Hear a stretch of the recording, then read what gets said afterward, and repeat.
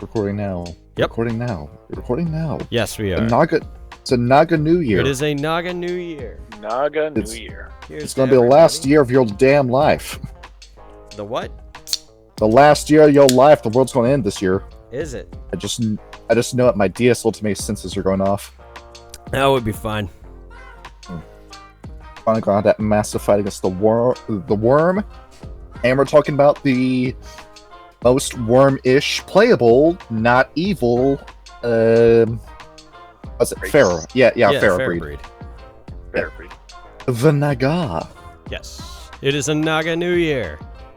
I don't want to toot my own horn, but for the 3.5 project that our channel's been doing, I have been doing a lot of research into India because we've been making an Indian werewolf for that project. Yes, we have. Well, John has. I have been looking into it where the Saman Vayan is what we're calling it. That is my baby when I'm coming to write it. And I've read so much stuff from India. I've looked into Hinduism. I genuinely considered taking it as a religion 6 years ago. And looking through so much different fiction, like the Ramayana, for example, I'm trying to think of just how old that is. It's one of the oldest stories in history. And it survived for this long, and it kind of reads like a modern-day manga when you read it. Where it feels like shonen manga when you read it. And it's this massive story of a guy who's chosen by Vishnu, who's a prince, to go and fight this demon king that's taking over the world, Ravana. And it's one of the world's oldest stories, and it's the beginning of every epic that you would see generate from around the world. As it turns out, the Vedics, now the Indians, influenced a ton of cultures. We brought this up at the Stargazers episode. The reason why India is brought up as a nation that the Stargazers can come from is because India influenced all of Asia. There is no country in Asia that hasn't been influenced by India in some way, shape, or form. Yeah, they had a lot of time to pontificate with their sweet dank river valleys. These guys and Egypt are the two societies that we can give credit for starting every society that we see today. Not Sumeria? When it came to the age, well, yeah, Sumeria had a part of it, but they got a lot of stuff from Egypt too. And it's when I say that, like, Babylon started the goddess Ishtar, and then that passed over and became the idea of Isis, and then Isis is the one that caught on, and then that inspired the idea of Aphrodite, which inspired the idea of Venus. That love god you've been worshipping, that was a Babylonian god, but it became memified by the Egyptians. Yeah, makes sense. Is what I'm ultimately saying. Now, we are going to talk about the most secretive of all the Fera breeds. And by secretive, I mean these guys have wiped their names from history. Nobody knows about the Nagah except for two groups in the world of darkness. Not even the worm knows about the Nagah. And that's going to be very helpful because these guys might be the one thing we can rely on when it comes to stopping the Shadow Lords, the Silver Fangs, and the Glasswalkers. Wait a minute, that includes me. Yeah, I warned you about that waiver site. I've been using it for a lot of my own gain and my own advancements, but it looks like my day of reckoning might be around the corner. Snakes catch me. Laughs Fiona. Oh no, the Nagah hate you too. They'll come after you fourth. Fourth? I got plenty of time to prepare and plenty of time for everyone else to soften them up. Yeah, plenty of time to look out for these snakes. Now, when I say snakes, is there a specific kind of snake we're talking about? No. Any snake can be a Nagah. Cobras, pit vipers, anacondas, pythons, cottonmouths, rattlesnakes. Any snake can be a Nagah. It's not including the ones that St. Patrick drove out of Ireland. Oh, they bring that up in the book, and they're not happy about that at all.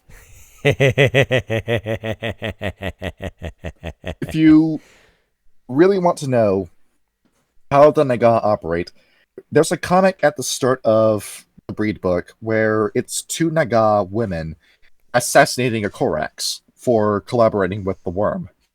And when the Korax fights them, the Korax, that the information network of Gaia, has no idea what the Nagah are, and he thinks he's being attacked by the worm during that fight. And then once he dies, the Nagah, one of them turns into a snake, slides up the sleeve of the other Nagah, and then they just walk away without a word. That's it. That's how you play a Nagah. The punishment is life. The sentence is death. You play as them. Yep. And they're assassins. And if you put these guys in your game and your players identify them as snake shifters, or they say that they're snake shifters, or they try to collaborate with the Geru Nation, you are playing them wrong. If you are going to do the Nagah, you have to do this the right way. This is Gaia's secret police. Nobody knows about the Nagah. If their identity is compromised, they need to kill everybody who knows they exist. That's how you play as them. And yeah, they're members of the Beast Courts of Asia, but only those that they can absolutely trust to keep the secret are allowed to know of the existence of the Nagah. Or you can just try to pass yourself off as a Macaulay and then hope they buy the lie. Now, here we go. This is a framing device for this book, is that this is a rite of passage for a Sheisha. You may be asking me, what is a Sheisha? We'll get to that when we get to that. I bring it up a lot, so you think it's going to be like a character's name, but no, it's a title. You begin the same way the Red Talons began, the creation story. Do we remember how this story goes? It has been a minute since the Red Talons episode. The way to describe it, they phrase it very similarly to the story of Brahman, Brahma, Vishnu, and Shiva. It's very similar to that, where they use the same titles for those gods, or the Wild, the Weaver, the Worm. They describe, way back when, nothing existed except for chaos, the Wild, which willed itself into existence. The Wild is the most primordial, oldest being in existence. And from his own existence, he created the Worm. The Worm was born in order to give life value, because in death, only then do you care about what life is. And between the two, the Preserver was born from a mixture of chaos and the destruction of the Wild and the Worm, leading to the Weaver, the Preserver. All three of them existed, and all three of them collaborated to create Gaia. You following along so far? Yes. They refer to Gaia. They call her Devi, the Emerald Mother. And whenever you look at this book and you see those words, that's what they're referring to. Now, you remember what happens between the Weaver and the Worm. There was a disagreement over who should rule the world, so the Korax helped them broker a deal in which they will take turns ruling the world for 100 years. As a token of good faith, the Worm lets the Weaver go first.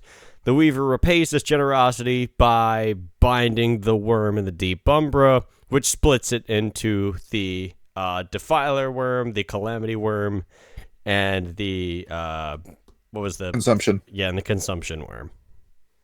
They detail what that binding looked like. Really? Have either of you read the Book of Revelation? I have not, but you've told me many times to do so, and I just have not. Both of you need to go to church already.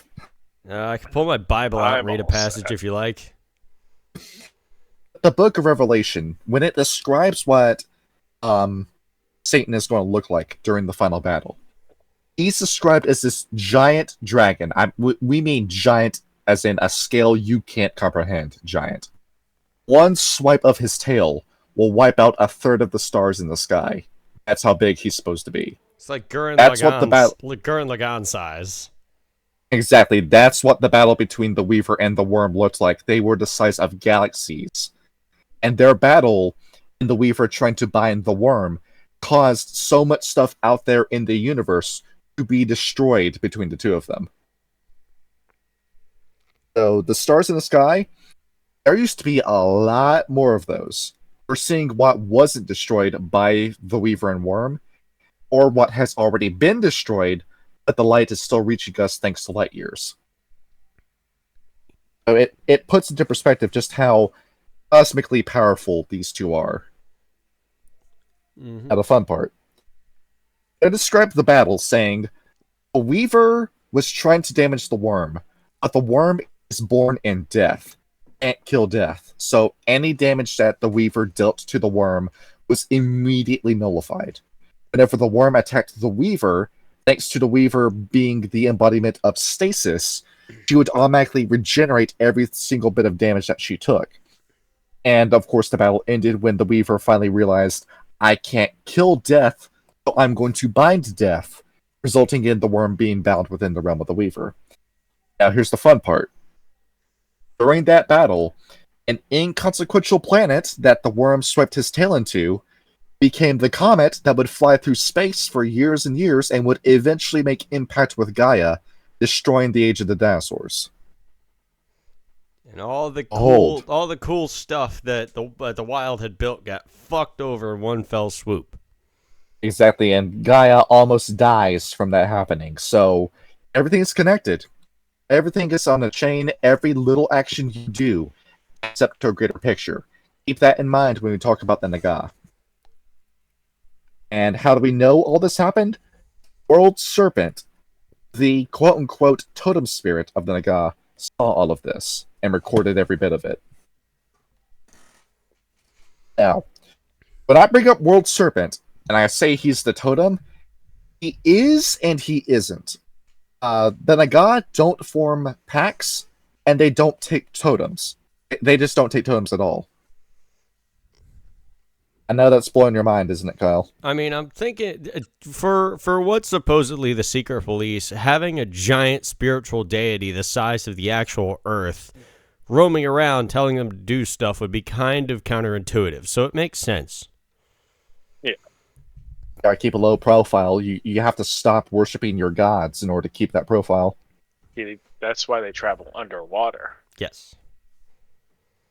After a while, it turns out the Mekole, after which ones of them survived the meteor, came back out of hiding. They look around, the sharks survive, the were insects are dead, the Weaver killed the were insects with the were spiders.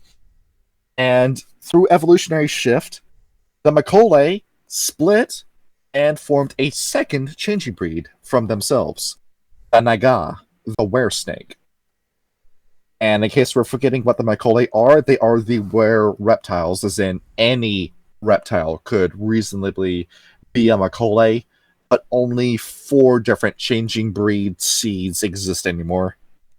So they can be any reptile, but they can't be, and it's this kind of like regulation and requirements and restrictions, and we're not going to go too deep into this. This is about the Nagah, not the Mekole. So everything is all fine and dandy, and back then, the world was not ruled by the Garu Nation. It was ruled by a Dragon King, a Mekole that ruled the planet. And yes, they did look like dragons back then. These were these massive reptiles that had these long sweeping tails, multiple limbs, giant wings. They could breathe fire through the power of Gnosis, and they ruled the world. They were the apex predator. You want to know why mammals took so long to take over the world? It's because the Dragon Kings were going around eating all of them. No other changing breed or creature could survive under the rule of the Dragon Kings. As we know with the Mekole, they controlled the Ocean. Nesis, or the Nesis, the memory of Gaia. So, behold, any and all ancient archive you could think of, the Mekole have access to. Whether or not the Mekole could actually edit what they saw, that's the point of contention where I don't think we get a definite answer. I need to go through the Mekole book again, but we'll get to Mekole eventually. Now, there's a funny little story in here. Gaia looked at the Nagah and said, "Oh, we need to get you a blessing. We need to get you an auspice. So the Macaulay venerated Helios. Cool. So I ran over and picked up a snake and said, Helios, will you please bless this snake? And Helios looked at the snake and said, what the fuck is this? Are you serious? This is the stupidest shit you've ever made in your life. This is your first dementia moment. You made you made this reptile a tail, no legs. What is it supposed to do? This thing sucks. I'm not blessing this. And Gaia said, well, fuck you, Helios. Luna, would you like to bless this? And Luna said, I'd be delighted to bless your silly creation, Gaia. And behold, they got their auspice. That's funny as shit that Gaia was so happy. It's like, oh, cool. One of the Macaulay evolved and lived on land now. Look at this. And the fucking Helios pulls up like the king of all cosmos when you fuck up a level in Katamari. What the fuck is this? So we can briefly talk about the auspices. The Nagah have auspices based on seasons instead of moon phases. So you may be wondering, what are the Nagah auspices? Well, I will tell you what they are. They are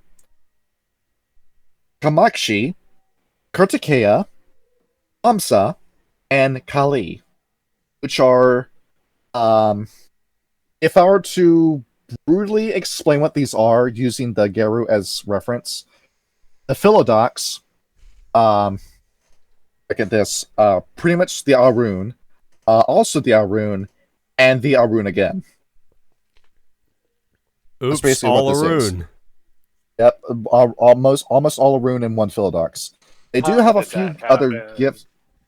They do have a few variations where the Kartikeya get, I think it's a few Philodox gifts, and the Kali get a few Ragabash gifts, but for the most part, there's no substantial difference between the auspices, and they all focus on balance, and they have elements, and they value elements, and this doesn't really sound like anything too crazy, and it doesn't really affect the character that much, so I'm not going to spend any more time on it. We're going off to the next point. Our Dragon Kings build the Storm Realm. Chi Wang Chi, the Realm of Storms. You may think the Shadow Lords control the storms. No, the Macaulay do. They have an entire realm in China where the entire realm is just one massive cyclone that you walk into the middle of. That's what it looks like. The Dragon Kings build this little realm, and it's perfect. This is the best spot they can rule from. Nobody's able to find them in here. The descendants of this realm are Tiamat and Typhon, would then go off to Africa and Europe respectively to spread more Macaulay. And everything was lovely for a while. That's the lawful evil goddess of dragons, Tiamat, correct? Yes. Oh. Now, oh yeah. And there's one other detail here. The Wild looked at the Nagah and said, Gaia, I've been thinking about how to improve this snake. Can I give it a gift? Gaia said, sure. So the Wild said, those fangs, they're venomous now. And Gaia said, I love it. We're taking it. And behold, that's how they got their venom. Just the Wild gave it to them. The Wild's just kind of sitting there like with a meth pipe going, what if it had venom? Right? Yeah. The Wild is so fucking weird when you read about him. Well, he's literally, he just builds stuff. That's all he does is he goes, dude, what if? It's like those memes where God is talking to Gabriel about all the dumb animals. Like, hey, you see that platypus that I made? Yeah, its tail is venomous. Or no, its fur is venomous. There you go. You get stuck by little barbs on its feet. You're in immeasurable pain for years and years. It's like God making the dog. You can't talk, and chocolate kills you. We got all this really fun stuff with the evolution. Evolution, dude. Yeah, nature's fucking weird, dude. Love evolution. Now, the Nagah look at the Macaulay spreading across the world and realize this is a good idea, let's also do that. They start spreading across the world, and they're here, they're there, they're everywhere. I mean, it's a snake. Name a country that doesn't have a snake in it. Antarctica. What? Yes. Oh, yeah, there we go. That's a continent, but okay. The Arctic snake is yet to evolve. It's country, continent, same Dude. difference. That's actually kind of sick. An Arctic snake that looked like the coolest shit ever. It'll be yeah. covered in fur. Yeah. It grows under the scales. That's kind of freaky. I like that. Can you That's- imagine a snake shedding and it just comes out all furry and fluffy? Ugh. It's like a giant woolly bear. Yeah. There we go. We just gave you the next idea for a Gorgon in your game. That's kind of sick, though. So what ruins all this? The Nagah are happy. What ruins it? Mammals start evolving. Yeah, probably The the Guru. Impergium. Oh yeah, that'd do it. I was wrong. The Impergium, thanks to the Red Talons and the Surfangs swarming the stupidest idea in the world, they go on the Impergium. And everything is ruined. You're going around, you're killing all the kinfolk, and what the fuck? Why are you doing this? And it turns out, oh, Gaia's okay with it. Well, we're going to look at the Guru and make sure they don't get too wrapped up in their rage. They're getting too wrapped up in their rage. That can't be healthy. We gotta kill them. So, the Nagah, when I see a Guru begin to give into the worm and go too deep into their rage, will go over and they will secretly kill the Guru. But of course, it's not enough to stop the Impergium. 90% of the human population of way back when is killed, and then the Surfangs and Red Talons say that's enough. Wonderful, right? Yep. They basically were just like, nah, call it off. We're good. And the Red Talons were like, course bro, what the fuck? And Shi Wang-Chi, the Storm Realm, and the Dragon Kings are very displeased by this. They're not happy that this just happened.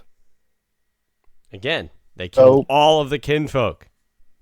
They killed all of our kinfolk, and now we gotta breed with snakes and reptiles. So, around this time, we start getting a named character. The Nagah are looking and saying, the Guru might be an issue in the future. We're going to need to form a government system of our own, very similar to the Dragon Kings. Who wants to be king? You. They point over at a guy whose name is Kala, and he becomes the first king of the Nagah. Kids pick him because he is the most balanced, focused, meditative, introspective, sane of all the Nagah. And they say, under his guidance, we will begin to figure out just exactly what we need to do to survive this possible Guru threat and maybe worm threat that's going to pop up in the future. And yes, it does pop up in the future, but not in Kala's time because he dies before that can happen. And instead, his successor, is Salapadikaram. Would you like to use that in a sentence? I wouldn't know how. Salapadikaram. That's how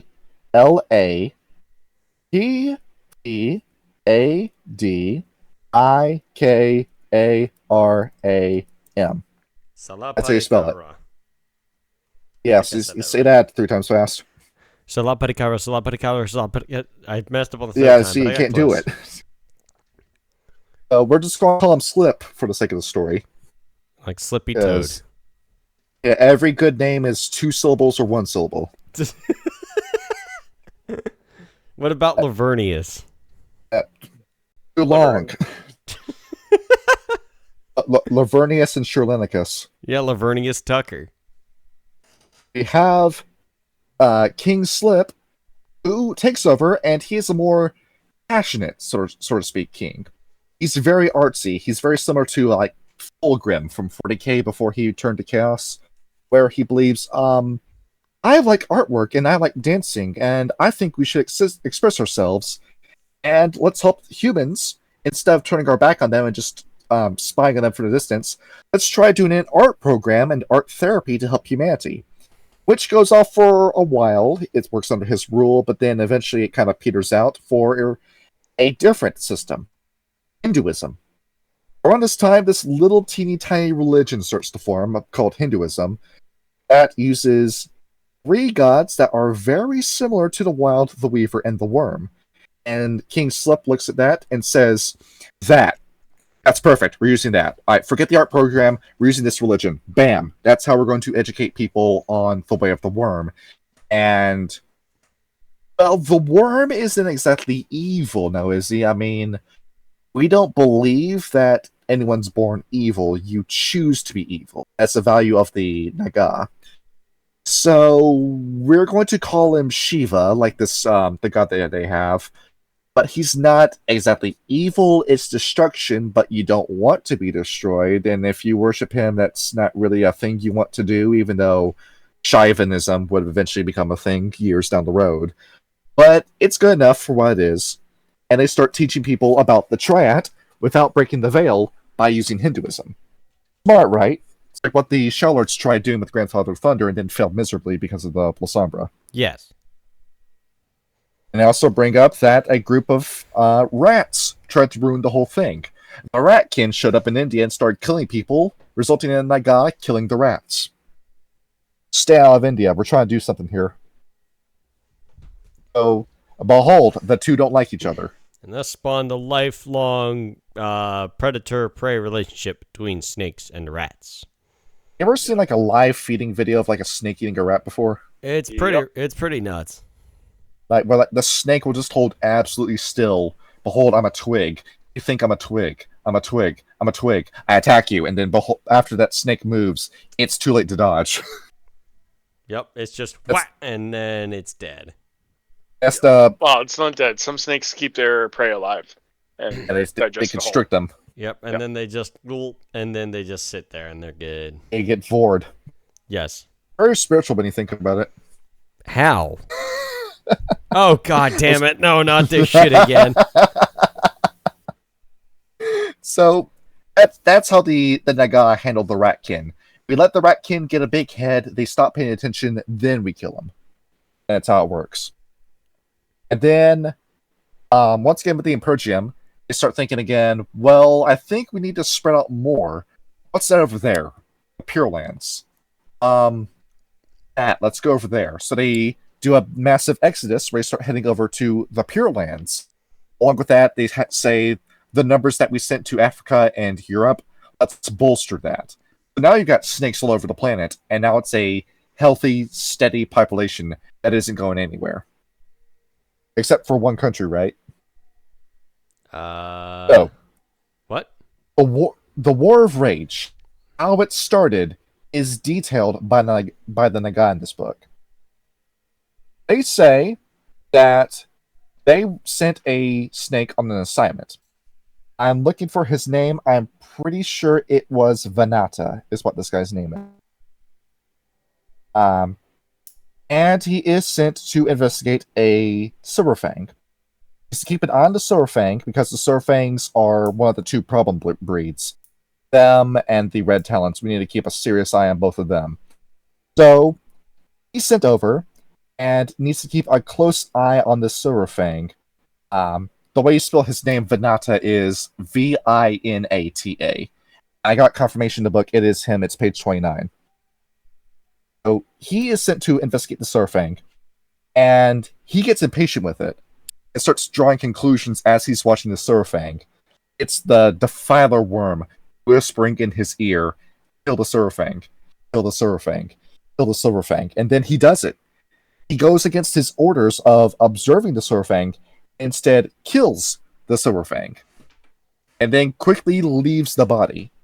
The Silverfangs, when they realize that one of their kin is missing, looks for the body, finds it, and the Nagah was smart. He did not use fangs. Instead, he used claws. And the Silverfangs say, we are going to take this dead brother of ours to the girl so they can raise him as a zombie, and then as a zombie, he can tell us who killed him. And behold, we don't need to go on a witch hunt. We can just have the zombie tell him who killed him. It's like playing a cleric in D&D. You just raise dead. Congratulations, you're back. Who killed you? Behold. It'd be more like the spell Speak with Dead. Yeah, that like more so. Like Revivify. Yep, Revivify, yeah. They go to the girl, and of course the girl said, no, you can't have this gift. This is our gift. You can't have it. We're the girl. And of course, this results in the creation of the War of Rage, where if you're not going to tell us how this works, we're going to shake it out of you. It's that they don't bring up the Anunnaki in the story. The Anunnaki plot was more of a like W20 kind of thing. Here, it's the Gurul were the inciting incident for the War of Rage, which resulted in the Makole coming to back up the Gurul. And the Makole brought in the Ratkin, who brought in the Anunnaki, who brought in the Gronder, who brought in every other changing breed, resulting in the Guru saying, all right, this is the way you want to play? Let's play. Resulting in the War of Rage. So thanks to one Nagah fucking up their job, so many changing breeds were cold. Yes, although you did say that was the Deviler worm whispering in his ear, so much like everything else, it was a worm psyop. Well, at the same time, that whole thing I was saying, everything's connected, nothing exists in a bubble, and you choose to be evil. Nobody's born evil, you choose to be it. Both of those go off with Venata. He chose to listen to the Defiler Worm, and his actions caused a chain reaction resulting in a global war. This is why classic. Every job given to the Nagah has to be taken seriously, because that one guy can cause a butterfly effect or a domino, or if he dies, or if he lives, the entire world around us will change, and we can't go back after that happens. In case you want to know just how seriously the Nagah take their jobs. So of course we need to find Venata and kill him. I mean, makes sense, right? You fuck up the job, it gotta kill you, right? Yes, as is most things in Changeling and Garrow. What they do is that they lure him to their base in Sri Lanka and say, this is just a meeting, I'm just going to talk to you about the job, everything's good. The king around this time is known as King Takshaka, Taksshaka, who does the whole all-expense-paid trip. As we looked into that kill that you did, we found out the guy's name, by the way. His name was, Petros the Unyielding, and he wasn't that good of a guy, but he didn't really deserve to die. And on top of that, he was carrying a message between Silverfangs, asking the Silverfangs to stop killing Fera breeds and try to negotiate with the Fera breeds. So, safe to say that you're fired. No going back from that. And thanks to you, the Gronder are dead and the Apis are dead. How do you plead? Venata pleads by trying to attack and kill Takshaka. Instead, a snake spirit, known as the Ananta, was waiting for Venata on the ceiling, dropped from the ceiling, killed and ate Venata. Hell yeah. Even the spirits got in on this, said, nah, you fucked up your job, bro. Oh, by the way, here's what the spirit looked like. I posted it in history pages. All right. Oh, Jesus Christ. That's a scary motherfucker. That's like a Yu-Gi-Oh boss. Imagine that being the last thing you see as it drops from the ceiling and devours you. The last thing I saw was the price tag on that fucking drip he got on, bro. Look at that. Let not be said that the Indians and the Vedics weren't stylish. Very much so. And you can notice that with Nagah, where basically if anything goes wrong, the sentence is death. You ruined a negotiation, the sentence is death. You've been collaborating with the Worm, the sentence is death. You've been working with the Weaver too closely, the sentence is death. You allowed a cairn to be violated, the sentence is death. You gave in to the power of the wild, the sentence is death. You do anything to upset the balance and the status quo of Gaia, the sentence is death. Oh, you better believe that's a crucifixion. Yeah. They will only ever come after you with the intention to kill you. They don't take prisoners. I kind of like the Nagah.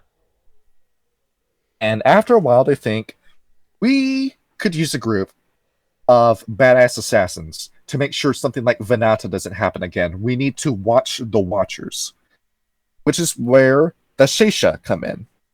Under the rulership of one Mandrodari Ma, after looking at India and seeing a bunch of Nagah on the street with the Untouchable cast that looked like a bunch of fucking losers, why are you going along with human society being an untouchable? You are a snake! Stop living like this! Instead, he picks up these untouchable Nagah, brings them in, and trains them to become the Shesha, the badass assassins to micromanage and keep an eye on the Nagah to make sure they never fly off the handle. And behold, that's how they form. Whenever you see Sheisha pop up in the book, that is an elite Nagah that we're talking about. So that's who the book's narrator is talking to, at least in the sections I read. Yeah, the newest Sheisha to join the ranks, which is, of course, the reader from this perspective. Yes. And then next what happens is the War of Shame.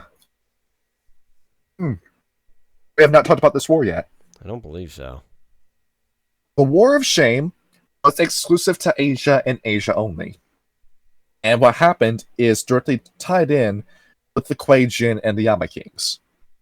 Now, way back when, around 5,000 or so BC, there was a faction of Kuei Jin that were known as the Wanxian, who were the good guy Kuei Jin. They were universally good people. They wanted the benefits of humanity. They were the good and only good Cathayan vampire. Until the Yama Kings got a hold on them, turned them all into Kuei Jin, and then those Kuei Jin, because they directly worked with the Beast Courts of Asia, started corrupting them to be servants of the Yama Kings, therefore servants of the Worm, resulting in the Beast Courts collapsing, and the Nagah were the ones who went around and cleaned up everything. All those Retkin, Were-Spiders, and Korax that joined the Worm, the Nagah went around and killed every last one of them. Damn. Ryan, you got a comment? Does that mean they rebuilt themselves? The Korax, all the others as well? Yeah, if Mainly they the went Korax. around, they observed you for a week. If you were not allied with the Worm, they spared you. If they caught any sort of corruption on you whatsoever, you died. I gotcha. So they didn't go around killing everyone. They just went around killing all the ones that were corrupted. Exactly. I gotcha. And they looked over at their one and only good friend, the Macaulay. They said, sucks as this happened. We lost the Kuei Jin, we lost the Wan Xian. That was a great ally, along with a lot of people that died. Do you think we can still recover? And the Macaulays say, no, we're kind of screwed. I mean, the War of Rage happened, and we became spread so thin, we've only got 4 variants of ourselves still alive. And after that happens, the Kuei Jin on the horizon and the Ravnos over there, and I don't think we can keep ruling. And the Dragon Kings are still around in China, but they don't have nearly a fraction of the power that they used to have. These guys used to rule the world. Now they can't even hold on to China. Tragic, right? Yeah. Um, They lost all their shit. are playing Vita La Vida in the background. Yes. Yeah. And then the guys start thinking, they think, well, we're going to support the Macaulay. We're going to try to help them build back the Beast Courts the best we can. But we've also got an opportunity here. We killed a lot of people who knew that the Nagah existed. And the Nagah, in the eyes of the Garou, they think we're dead. Because the Fianna killed a whole bunch of Nagah within Ireland and the United Kingdom. Along with the White Howlers. That's what the whole like St. Patrick driving the snakes out of Ireland. That was taken to a literal sense with the Fianna who killed the Nagah not knowing what the fuck they were doing. Thank you, Fianna. You're so fucking stupid. Well, you know, I've been saying it. Here we go. The Gallifreymorous is right. He's always right. well, yeah, True. but it's not like he helped that much either. Oh, the whataboutism from the Fianna saying, "Oh, I didn't see the Gallifreymorous helping them." We're both equally guilty in this one. Equally guilty.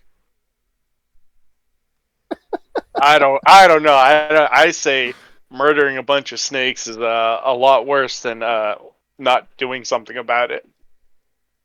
What the fuck are you talking about? Get the feminists, we're fucking burning their teeth for fight. No proof. Prove my ears. So that guy realized everyone thinks we're dead or we don't exist. Let's keep it that way. They go completely off the grid, and they decide any sort of history, we are going to keep our names out of it. And that's where history stops. Thank God history stops right there. They erase their names from history. There are no groups except for the Macaulay and the Beast Courts, the higher-ups within the Beast Courts, that know that Nagah exist. But they do have a few more things to talk about. Namely, all the fuck-ups from the Geru. The Second War of Rage, what happened? Wait, the Second War of Rage. Fuck, when did that happen? A lot of people died. The Shadow Lords released the Banes that the Attena had in South America. That's right, that one. That eventually became the Eater of Souls incident. Resulting in the loss of the one good clan, good tribe. The Croatan. Exactly. Along with killing the Kamazots, who you could have redeemed instead of killed. Nah, just common Shadow Lord elves. The Industrial Revolution, where, behold, I'm looking at two tribes, the Glasswalkers and the Bonars, who are kissing up to the Weaver. Right, strike against you. The death of the Bunyip. Well, we already hated the Red Talons, now we hate them even more. Second World War, and along with the First World War, let's just add that in too. Note in the First World War that Nagah did everything they could to interrupt the draft in British-occupied India. They did whatever they could. They burnt the cards, they interrupted recruitment drives, they did everything possible to prevent young Indian men from serving in World War I. Well, yeah, because it was bullshit. Can I get a based in the chat? Based. If we had a chat, I would. Based and based pilled. And the Second War of Rage? Well, Swords of Heimdall. Do we need to say any more? Get actually cleaned up their mess with that one. Well, we actually can with Asia. Our mess. Oh. Well, yeah. We're just the solution there. Hey, you spent too much time talking to the Order of Hermes and Zenithia. Hey, we're just the solution. And you've also got Asia, where what tribe hangs around Asia again? The Stargazers? Yeah. What were they doing the entire time of World War II? Crying in their security blankets? Just watching what Unit 731 did instead of, I don't know, preventing it? No, they're just no. They needed to unravel the mysteries of the stars. That was far more important than preventing atrocity. They looked at the Stargazers and said, "You fucking pussies! We thought you were the one other good breed, but I guess not, because you're too weak to actually do anything. You want to talk a big game about enigmas and helping people. You can't help anybody. You're harmless." The children of Gaia put up a better fight than the Stargazers. As long as they're patient, indeed, yes. I just realized just like how biting of an insult that is to the Stargazers. Well, I mean, they deserve it at that point. And also they bring up Vietnam, where, once again, where are the werewolves? Why aren't you stopping the napalm and Agent Orange from being released in the woods? We got a lot of snake kin in Vietnam that you're just letting die. After all these wars go off, the Nagah say, we were trying to balance the Geru. We're putting an entire breed-wide kill order on the Geru. You see a Geru, it dies. You get the opportunity to kill that Geru, it dies. They're not going to go out and start a war with the Geru because we saw how well that worked the last time when every changing breed was trying to kill the Geru. It did not work. So if they get one in isolation, and they are dead certain that they can get away with it, they will kill a werewolf. Yeah, there's some pretty cool looking art of that later in the book. I don't remember which page it was on. Should I put that up? Yeah, pull it up. It's the one where the yeah, let me put a little fly to that one. God damn it! Did I accidentally delete the fucking page where it was at? I think I did. It's 3 pages. Oh wait, no, there it is. Yeah, click the attachment. There we go. I got it. We're good. Yeah, it looks like this. It's pretty scuffed. Yeah, the minute they get the opportunity to kill a werewolf, they will do it. Because after all, fuck the werewolves. You are the source of so many problems that could have been prevented. Now, how does the story end? Well, they have one more story to tell. The events of Lion King. What's your favorite song from that? Yeah, what's your favorite song from the movie?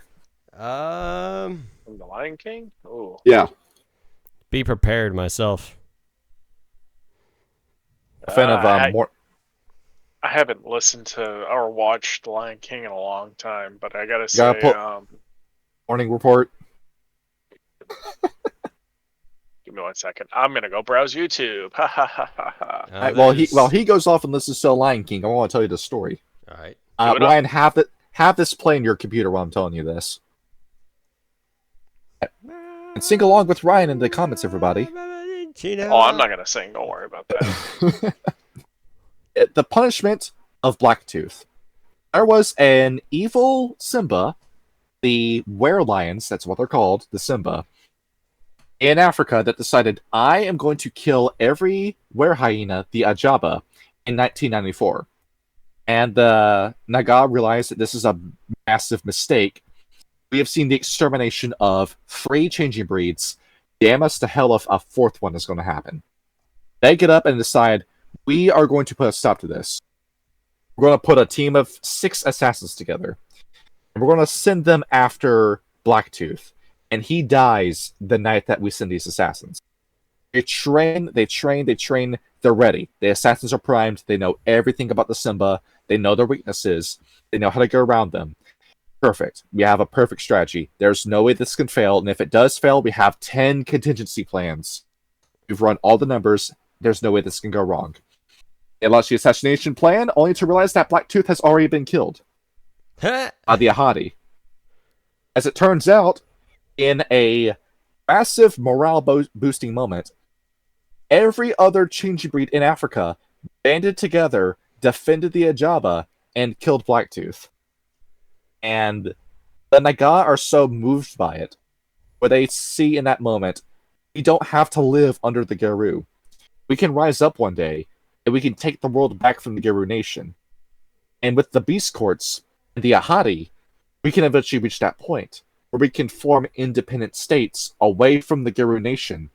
And maybe there is redemption for Gaia. Maybe we can save the world. Maybe we can restore balance. And it's almost like a happy ending, right? Almost. And then what happened in 1999? The Red Star, I think. Ravnos. Oh yeah, Ravnos happened. The guys who are based in India get it the worst when Ravnos wakes up. Because we've already detailed what that looked like when Ravnos was fighting. What they didn't detail with the Ravnos was the sheer amount of collateral damage. Ravnos, using his high-level illusion powers, turned what he imagined into reality. Those cyclones, those tornadoes, those floods of blood that he was generating to fight the Kuei Jin and the Technocracy, those didn't stop. Those kept going into India, resulting in the destruction of cairns and septs, plural, of the Makole and the Nagah. He spent 5 years building up the Beast Courts, only to have all of that taken away by collateral damage dealt by Ravnos. Fantastic, right? Yeah, Ravnos had no idea that the Beastkin were there, I imagine. No, he did not. He was just focused on, my babies are dying at the hands of the Kuei Jin, I have to save them. Well, I mean, the Kuei Jin suck, so... Yeah, all my homies hate the Kuei Jin. Yeah, fuck the Kuei Jin. After that happens, then I gotta look into that. It turns out, Ravnos wasn't that powerful. Compare him to Anoya, and who we will talk about in 2 weeks, Azamichi, the eldest. Then Nagah began to look at that and say, you know what, I don't think there's any saving the world anymore. I think we might all just end up dead, and that leaves us with the cliffhanger. Is there actually hope for Gaia, or is it going to end because of the actions of somebody way off over across the Himalayas, across the Carpathians, across the ocean, which will result in something that they just can't get to in time? And that's how the book ends. The future, like many things, is uncertain, but the most we can all do is be prepared. In the grim, dark future, there is only grim and darkness. Yes. Yeah, there is. Thank you, Graham. Now for our details. Would you like to tell us what the first change is like, Kyle? Yes. So, like pretty much any other Fera breed, of course, there has to be a change. For the Nagah, that is known as the shedding of the skin. As the book details, that Nagah are decided Nagah in the womb, in the egg, however or wherever they are made. They know exactly they know exactly who is what from the time they are born. But teaching a Nagah to be a Nagah is an entirely different thing. For the Yahi, it begins rather early, although they pass their childhood through the serpent waters. But some that grow up under other auspices, under other conditions, need to either have the secrets kept from them, or just hidden entirely until that first change. So most raise their children in ignorance in hopes that it'll keep them safe from their true nature until that first change happens. Typically, the Nagah in question before their first change will find it hard to relate to other humans if they grew up in a Hamid environment, given of people's natural propensity to be scared of snakes. Vasuki, on the other hand, swiftly mature, and the Ahi are no different. But they really can't leave their nursery environment until their first change. Before anything else, the Nagah are coated in a sort of is what is referred to as the first skin. The first skin is sort of a spiritual carapace that not even can be seen from that can't even be seen through divination. It varies in intensity depending on the individual, but mostly it's a very painful process. The first skin basically the first skin's job is to leave the Nagah indistinguishable from other humans. But once the first change occurs, you're likely to feel a very choking closeness that you have to struggle and tear away against, and the more you fight it, the more it begins to dissolve away into a spiritual mist as it's eventually shed, and you are left in your Nagah form. Quickly, the skin will grow old and plates will form over the eyes. You'll grow very sensitive to light, but you are immediately given the gifts of health and sharp senses. You'll gain the snake's incredible sense of smell and taste. Other auspices like the Vasuki can listen to the world because snakes have excellent hearing. The Ahi can finally leave their serpent waters and walk on land as they need to. There's a fun picture of what they can also look like. Is there? History pages. Oh, that's scuffed looking. Looks horrifying, to be fair. Yeah. So, imagine that. Humans shedding skin. That's going to happen to you on a regular basis as a Nagah. Well, I mean, technically we shed our skin every 7 years. It comes off in crust, but with this one, with the Nagah, you just draw a little X-Acto knife slit down from the scalp to the crotch, and then just peel it off that way. Still kind of freaky looking. Yeah. There it is. And next up, the breeds. Al, would you like to explain the Balaram, or do you want me to do all of it? I can do the Balaram. The other two I will leave to you because I actually took notes on that part. So the Balaram are basically the Hamid version of the Nagah. They are born to human parents, and for the longest time they used to breed exclusively with nobility. However, in modern times that really isn't, viable anymore. There's a really funny note about the Garrow actually in this section. It became obvious many centuries ago that noble blood among humans was not enough. Would that the kings of the Garrow had learned that lesson, which I thought was really funny to see. So now the Nagah have to be very, very careful about examining potential human mates, and they try to choose ones that have uniquely strong traits in order to create a powerful offspring. So the Balaram's childhood, like I said before, is not a simple thing. Other humans tend to sort of know that to stay away from them, like they're not quite the same. However, other Nagah can actually sense that on the spiritual level, But the first skin prevents them from seeing anything that would breach the veil. But they can't walk along humans for very long. Sadly, the Balaram are also not very good parents. They have nests to deal with, and they have duties to tend to, but they cannot inform their children of what they actually are, their true nature, until that first skin is shed. Typically, foster parents, or, the Nagah's ex would take care of the Nagah children until their maturity. But as the book says, it's not easy. No part of their lives is easy, and the Balaram are in this way prepared for what they are to be. Hamid And Nagah lives suck. And Kyle, I have to secede victory to you for this one. What? Yes, the Nagah are reptiles that have memory glands. Yeah! That's in the history pages. I am not happy about this. I'm not happy. What's a memory gland? Tits! Oh, I see. God of War was right. Get fucked. I'm not happy about this at all. The Rule 34 artists were correct. Fuck I don't want scales next to those. John and I have had a long-running sort of joke debate over Snake Lady titties, which I thought was very funny. And I always posted this 1984 picture where it's like Big Brother saying lizard women don't have boobs. You heard the expression cold as a witch's titty? Yes. This is why, because nobody wants to touch a witch's titty because it looks like this. But it's cold. I can work with that.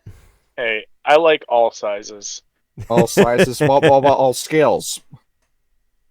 You gotta go find a woman. Depends. What, you don't want saying Healy tits from Halo? That'd be tight. You gotta find a I woman don't with know what that psoriasis. means. What, you never played Halo? Nah, I wasn't a huge fan of Halo. God damn it. Okay, never mind. Yeah, I'm basic. We're gonna put your money where your mouth is with this one. We're gonna find a woman with psoriasis across her body, and we're gonna hook you up with her. We're gonna show you just how uncomfortable this would be. That's what they make lotion for. Hey. And not enough lotion in the world can save a Nagah woman. Alright. Next up we have the Ahi, the Metis of the Nagah. And they do not care that you've broken the litany because they don't worship the litany. The litany was written by Geru. They see no issue with making a Metis. Of course, you don't want to make too many of them because you'll have a population bomb, but if there's no circumstances that allow us to just make an offspring that's a Balaram or Vasuki, we'll make an Ahi. Big deal. And sure, you'll have the deformity, you'll have the issue, but at the same time, you're a Nagah. You are a badass. There are no weaklings amongst this breed. And they say, like with the Charlords, it's to your benefit that they're born Ahi, because they're born within the nation, and they get to learn all about the Nagah and their mission and Gaia and the Triad from birth. And behold, the Ahi, that's the ultimate assassin. That is a final boss in your game if you're up against a Nagah Ahi. Next up, the Vasuki, the hardest of the assassins to train, because you got snake brain, you got snake thoughts. It'll be pretty hard to focus on your target when you got snake thoughts going through your mind. Yes. How smart is a snake? How smart's a snake? Well, let's pull up how intelligent is a snake. Let's Google that right now. You gotta think they're pretty intelligent. New findings suggest that when it comes to learning and connection, the humble snake may be quite a bit more like humans than anyone recognized. Yeah. Hey. So, not as smart as the Korax, but they are intelligent. Yeah. Granted, the snake is pretty confrontational and to have. I mean, it tries to bite you when you're trying to give it water. Yep. So, you've got an assassin that's very territorial, very standoffish, very slow when it comes to learning how to use computers, which is what a lot of those pesky, corrupted glasswalkers and Children of Gaia will use. But in terms of spirit power, that's nothing to sniff at. You have a very strong umbral assassin who's going to be waiting in the Umbra to kill their prey. So there are no weak links to the Nagah. Everyone is valued within this breed. Well, it's almost like we Except, can learn something from that. except his organization, Awani, who are the Dragon Kings, where that's what they refer to the Dragon Kings as. These guys directly answer to the Makole, and the Makole are the ones that tend to give them their jobs when it comes to assassination. Next up is the Sheisha, their elite, and then behind that you have the Crowns, who are the more diplomatic Sheisha. They're like the Sheisha, but they kill you with words instead of killing you with guns and knives. They're Speaking of killing me which, softly with their words. think of like the Venture that you're playing as right now, I gotcha. Ryan. I gotcha. Yeah. And in terms of their assassination techniques, use your gifts as little as possible. Try not to go into your breed form. Try to use modern day weapons. If you kill somebody with a knife or a gun, it's going to pass off as a normal murder or hit job. Nobody will suspect that a snake person did it. That's it. Discretion is key during your jobs as a Nagah. And also, what do they call their cairns? They call them nests. Makes Thank sense. you. I probably would have called them pits if it was me making this game. I mean that's kind of on. Well, I mean they're both on they the both nose. work. One's a Yeah. bit more anatomically correct, or And biologically One's correct. more for entertainment purposes. Yes. And like the Getafinrus, the Nagah don't worship God at all. They are atheists. They are starch atheists when it comes to religion. They worship Gaia and Gaia alone. But what about Hinduism? They use that as a tool. They don't believe in what they're telling you. Oh, Credits to the Saman Vayan that I'm making in my game. I'm sorry to toot my own horn again. That know that Brahma, Vishnu, and Shiva exist because the Akashic Brotherhood exists. Go talk to the Akashic Brotherhood. These guys met and talked to Shiva. I can tell you he's real. well, I mean technically we did as well in our werewolf game. He's quite literally our totem. Bacchus. Would Helios and Luna be considered gods? Yeah, but they don't necessarily venerate them. They like Luna, and Helios is okay because the Makole like him, but they don't pray to Luna or Helios. Oh, okay. I got you. It's like the same way you don't pray to Archangel Gabriel or Michael. Yeah, that Gotcha. makes sense. Okay. Next up, the art. They like painting. In fact, they will use their own bodies as brushes. You can see in history pages, I posted a little ways up. You see that snake that covers himself in ink and then crawls across the page? Yes. Yeah, zoom in on that. I really like the artwork in this book, by the way. This is fantastic. This is up there with Bonar's first edition. Yeah, this is pretty fucking tight. If you see Prescott, his name listed in any of these books, you know you're in for a treat. He makes very good pictures. Yeah, like this, the shading on this is fucking spectacular, and like the flecks of the ink, that's awesome. If this guy still makes artwork, I would love to pay him to do something in the future. Like, not even related to Werewolf, just something in general. Yeah, this is beautiful. And they have 2 litanies that they follow. The first one is the Sacred Law, where I'm going to shotgun through that because all of these laws are pretty self-explanatory. Right. Preserve the sacred secret at all cost. Let nobody know you exist. If the minute somebody knows you exist, you gotta kill them. Honor the 3 mothers, which are the Gaia. Is also 2 other ones on here. The river, or just they see like any river spirit that's also a mother that you venerate. And Luna, or who is the person that gave you your auspices. Give all of them honor, respect who they are. Punish thee who betrayed their duties, which is their modus operandi. Never hunt alone, their modus operandi. You always hunt in a pair with Nagah. Remain humble. Well, of course, you don't want to draw attention to yourself. Abhor imbalance, where, yeah, you want to preserve the status quo. And lastly, strike against the corruptor if the opportunity is true. Don't do what the Guru do and just fight the worm all the time. That's going to result in your own self-destruction and corruption. Only ever fight the worm when you know you're going to win that fight. Oh, okay, that's understandable. After all, you're not going to do what the Whitehallers did and just throw yourselves at the worm and hope you stick. No, but I know a certain old fat, stubborn, pig-headed bastard that's about to fucking do that, and I told him fucking not to. Exactly. If you spoke with a Nagah or you worked with these guys. Speaking of which, if you were to put a Nagah in your game, don't ever reveal them until the last session of your chronicle. Don't do that. This is an anonymous contact. They will never use their real name. They will always appear in disguise. They will always communicate through an indirect mean like sending letters or emails. And they will never reveal themselves or directly help the party in any way, shape, or form. And the minute the job is done, they're gone. Such is the Secret Service. Right? And next up, the Beast Courts Litany, which we can get into with Ryan. Beast? Wait, what? I sent you a page of the litany, the Beast Court Litany, or DMs. It's the first image I sent you. The first image. Yeah, let me. Yes. Yeah, let me copy and paste that so Kyle can see it too. No, that's the, what is that? Emerald Mandatus? Well, hold on a minute. Kyle, you have a weird phobia for not wanting to upscale images in our videos. What do you mean? This is a call-out video.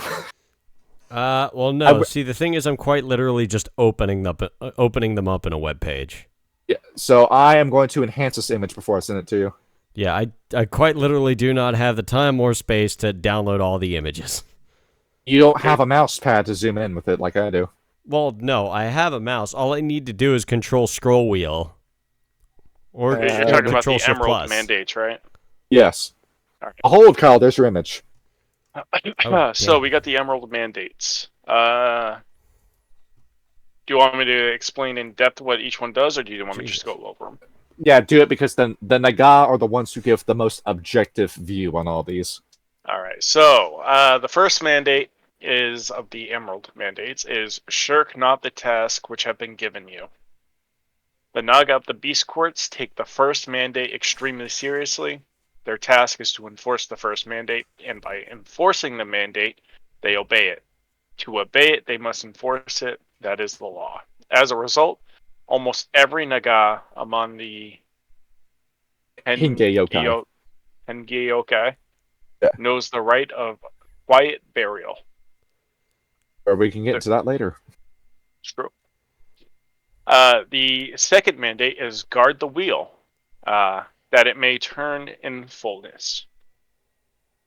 Eastern Nagah obey this mandate with particular reverence, relating it to their task of punishing the errant. Several Asian nests have made it their exclusive purpose to assassinate those of any any race who threaten to halt the wheel in the sixth age. Their third mandate is presume not to instruct your cousin in his task. Needless to say, the Nagah find it difficult, even impossible, to reconcile perfect obedience to this mandate and to the first mandate. Their task is to instruct their cousins, albeit in lethal fashion. Therefore, most Nagah of the Beast Courts interpret this mandate to mean do not rebuke small things. Wait to punish the larger offenses.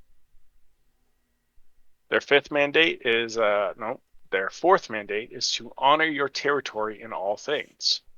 The rivers of the east are particularly sacred to the Nagah, who have found themselves hard-pressed to contain their righteous anger in recent times. Only the words of compassionate Balarama, I said that right? Balaram. Yep. Balaram. The humans. Have prevented the Ahi and Vazuki of India from going to extreme lengths to stop humans from befallowing the Ganges, I think. The Ganges. Ganges any further. Their fifth mandate is let mercy guide you in our august mother's court. The Nagah know full well that any acts of violence that so much seem unwarranted might well turn the rest of the beast courts against them a second time. This mandate further reinforces their rules of secrecy and prudence. No Nagah wishes to be seen as a corrupt judge. Their sixth mandate is honor your ancestors and your elders. The Nagah are dutiful children and pay respect to their deceased forebears as proper relatives should. However, the Nagah will not overlook the actions of an elder should they be worthy of punishment. Nagah don't like to strike against those that outrank them, but they will pass the news on to their elders. What is it? The seventh mandate is honor the pacts with the spirit world. Eastern Nagah do indeed honor their pacts with the Wani. Storm spirits. But since they have no pacts with other spirits, they do not observe most of the common rites and rituals. Most prefer to remain unnoticed by spirits that are not their allies. Their eighth is war not upon human nor beast. The Nagah rarely kill in passion and rarely in numbers. This mandate suits them well. Didn't they go and slaughter a whole bunch of worm-tated? They did, but it wasn't because they wanted to, it's because they had to. Oh, because they had to. Okay. Yeah. Let no one or nothing, or their last mandate is let no one or nothing violate the sacred places. Though they prefer not to take open action against invaders, the Nagah are as dedicated as any. Sorry, I had a yawn. Any other. Shit, I forgot how to say that. Ingay yokai. Hengei yokai. To defending the sacred sites of the Emerald Mother. Those who lay siege to a court's cairn must watch their backs as well as their flanks and front lines. Makes sense, right? Oh yeah. They say wolves fight, cats stalk, ravens watch, sharks endure. We make sure everyone's doing their job. And exactly. Yeah, they have their own laws. They have these laws, which are followed by the beast courts. And Bold, you have the most lawful, neutral character in the entirety of World of Darkness. That they very much are. That is a lot of laws to keep track of. Exactly. Yeah. You break any of them, the sentence is death. It's a good thing they're intelligent. Very. Next up, at Rite of Quiet Burial, let me tell you what that is. This is a level 3 rite, by the way. Okay, Rite of Quiet... Guess, there's Rites of the Dead, but where's Rite of Quiet Burial? Rite of Quiet Burial, this is in the Beast Courts of Asia book. I'm sending you the Wikipedia page right now. Okay. I was looking through the book, and I'm like, wait, hang on. Yeah, this is in the Rage Across Asia supplement. Alright. This is Rite 3. This rite is commonly used on offenders who have proven themselves in need of time alone to contemplate their wrongdoing. They receive it, but they are buried alive and left in the dark earth until the punishment is complete. The subject is escorted to the place of burial, where the rite master binds his wrists and ankles with white cord and draws the Hengei Yokai symbol for silence across their forehead. The attendant then lowers the subject into the prepared pit.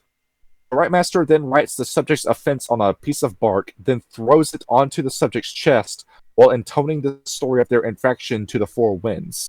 Once the tale is complete, all present cover the subject with earth and tap down on the grave. If this rite is performed successfully, the subject will not need to breathe, eat, or drink during the rite's duration. Of course, the live burial is a harrowing experience, and the subject must make 3 successful willpower rolls, difficulty 8, or lose a permanent point of willpower. If any of these rolls are botched, the unfortunate sinner may go insane. At the rite's completion, the malefactor is exhumed and all is considered forgiven. However, such a claustrophobic experience usually does much to set errant Henge yokai back on the path of virtue. To do this, you must roll charisma and ritual. Difficulty varies, I suppose. If the rite fails, the rite master will know immediately and stop the ritual. In such cases, most order the subject to be unearthed immediately, presuming the Emerald Mother has decreed such a punishment too strict for the one at this receiving the punishment. So yeah, that's how it works. Do you excited for that to happen to you? Yes. That So sounds bloody dreadful. go fucking crazy. There's a practice that this is reminding me of, by the way. The Daisojo. I don't think either of you have heard of this. It was a group of monks who decided that the way that they were going to reach enlightenment is that they were going to bury themselves alive in a box in the ground and dress in their priest robes and then climb into that box and then just die in the box. And the only way you could tell the priest was alive is if they rang a bell to indicate that they were still alive once you walked over their box. Only 80 people succeeded in doing that. What do you mean 80? 80 people committed suicide that way and achieved enlightenment according to their own beliefs. I'm sorry, you were talking some shit about Gnosticism earlier. This sounds like some bullshit. Yeah, exactly. You wonder why that practice isn't done today. Oh no, I think that a lot of given how terminally depressed a lot of people in our generation are, I could see that catching on. True. You want to jump in the box? No, I don't want to go in the forever box. You want to jump into the box? Not in the forever box. God. All right. What's next? Should we do gifts or relationships first? Who wants to go first?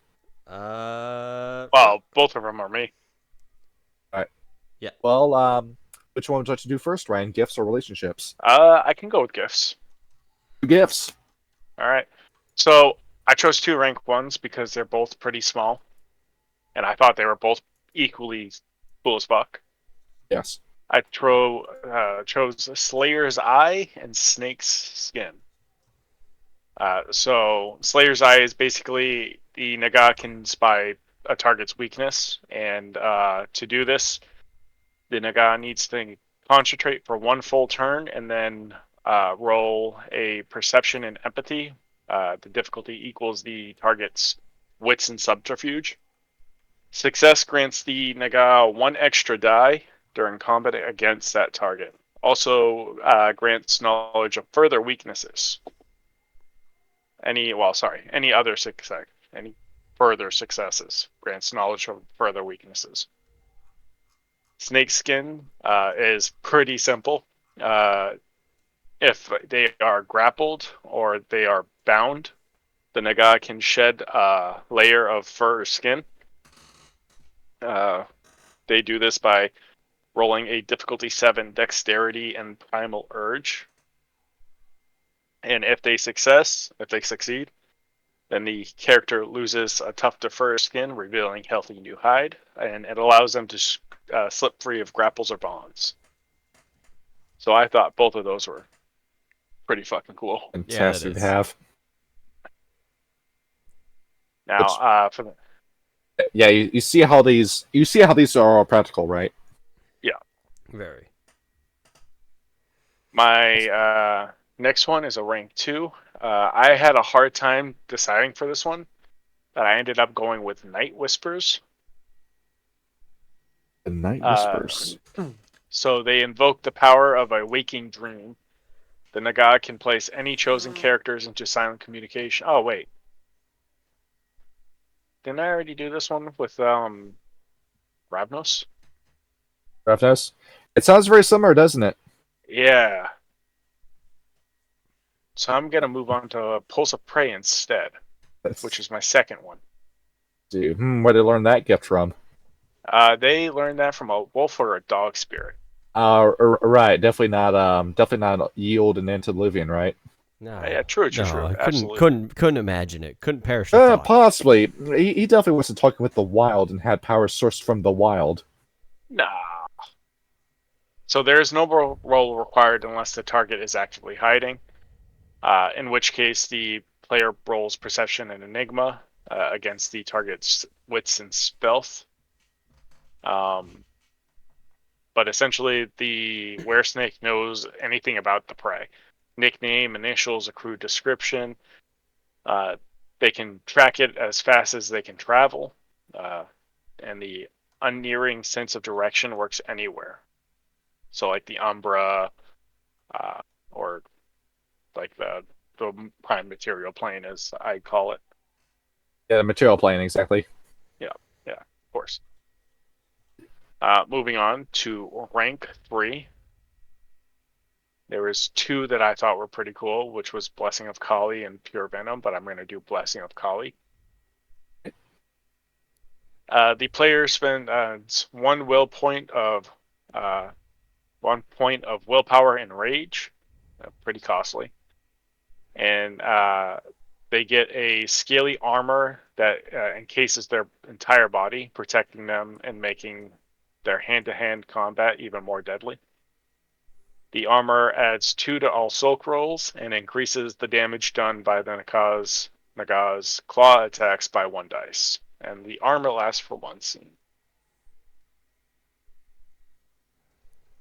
These are all sounding pretty good. Yes. Yeah. Feels like we're about to hit a crescendo in a minute. Yep. Rank 4. I chose Darting Fangs. The Nagah grows venomous barbs on their forearms, while they may which they may fire at their opponents. As per Black Fury's gift, Wasp Talons say that the bards carrying the Nagah's standard venom. I'd have to go look at that to give you more in depth, but I mean, it still works about the same. yeah. And rank 5, there is only 1, and it is called Breath of the Dragon Lords. So the Were-Serpent, or the Nagah, exhale a huge gout of scalding gases. These can open wounds, but they can't cause materials to combust. The player rolls a dexterity and firearms. Why firearms? Yeah, Firearms, because it's got the word fire in it. Yes. I guess. I would say like occult or something. Primal Urge. Primal Urge feels like it might fit a little bit better for that role. To aim the attack, it's a dexterity and firearms, and it has a range of 20 feet and a base aggravated damage of the Were-Serpent's Gnosis rating. So, all of these you've noticed, we give you the practical stuff at rank 1. And then the more you do, the more you rise in rank through successful assassinations and investigations. We'll start giving you more and more deadly tools to play with, until eventually you have bone blades coming out of your arms and you're breathing fire. And the bone blades also do venom attacks as well. The book describes it. I've yet to see this in a practical sense in game, but there is a ratio given in this book. 3 Nagah is equal in strength to 20 werewolves. Jesus. Yes. Then why haven't well, it's probably just because there's not enough of them. Why haven't the Nagah just fucking torn ass on the Garrow then? They're not seeking to start a war. They want to give the werewolves a chance to redeem themselves, but more than likely that's not going to happen. Look, all you really need to do is kill the Silver Fangs and the Shadow Lords, and the rest will sort itself out. And what are you going to do about my tribe, the Glasswalkers, with all of our money and the cybernetics, so therefore we have created the implants that drains the poison out of us the minute we receive it, cleaning our lungs and stomach lining of any poison if we eat any food like that, thanks to our synthetic stomachs and throats, along with all of our allies within the Giovanni, thanks to the Wise Guys and Corporate Wolves, where we have the armies of the dead and damned that we can attach our CPU and mechanics up to, creating a cyborg zombie that runs entirely off of simple input commands that does not need to be manually upkept because it runs off of a dead body. Therefore, if we can do whatever we want with it, such as, I don't know, turning it into an action bomb that we can just throw in the Nagah. Uh, that sounds like Weaver shite. How's about a truce so we can help kill that with you? We got the glass workers are stacked. It's only 'cause you sided with a Weaver. That's gonna lay here and It's- done. We sided with the Giovanni. We saw the New York Italians, and we said we want some of that. All right. Yeah, Weaver. We went over and we had the best pasta dinner of our lives, and then a beautiful friendship started. As I do. And speaking of the other groups, do you like Geru, Brian?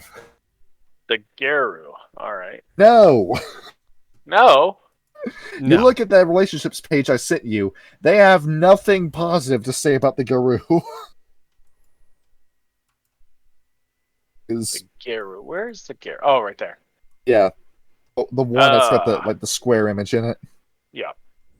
That's just below the. It's the next one over. So, if you could So- read that first paragraph. Yeah. So the Fenrir and Silverfangs build empires proudly on stacks of shapeshifter bones. The Furies and Bone Arms envy their powerful cousins and withdraw their support of their self-righteous bitterness. The Shadow Lords are envious as well, but they sniff constantly for scraps that their betters drop.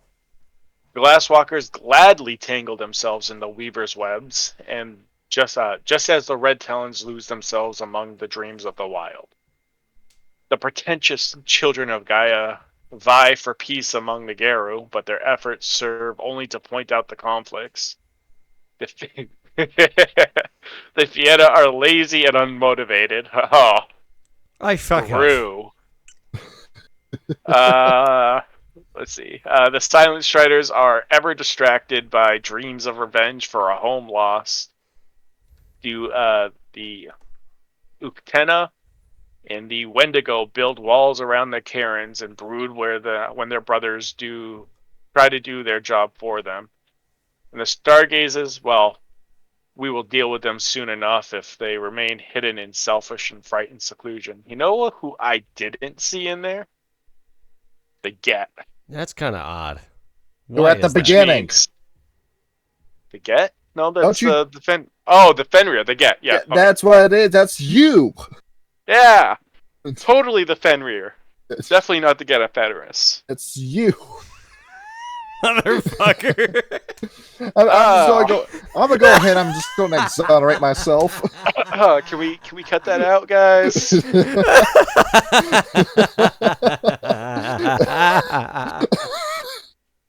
It's a Gavin Fenris moment. It's perfect. Yeah, God the damn Get's it. not in here, guys. That just means they like us. Don't But have look me at so all of pulled you. with your fucking proud ways, you.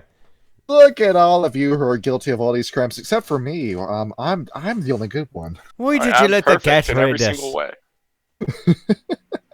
Fine, I'm putting it up on the screen so everybody can see it. I'm sending you all the different relationship pages. These scans came out crooked. They I'm did. sorry. That's quite right. There's a lot of them. Good lord. There we go. That's 4 pages. I think I already have Four this pages. last one I somewhere. got 3 pages. We got those pages in and then the snake. So you see at the top of that it says the Kara. That's what they call the Fera. That's just diction. Don't worry about that. All right.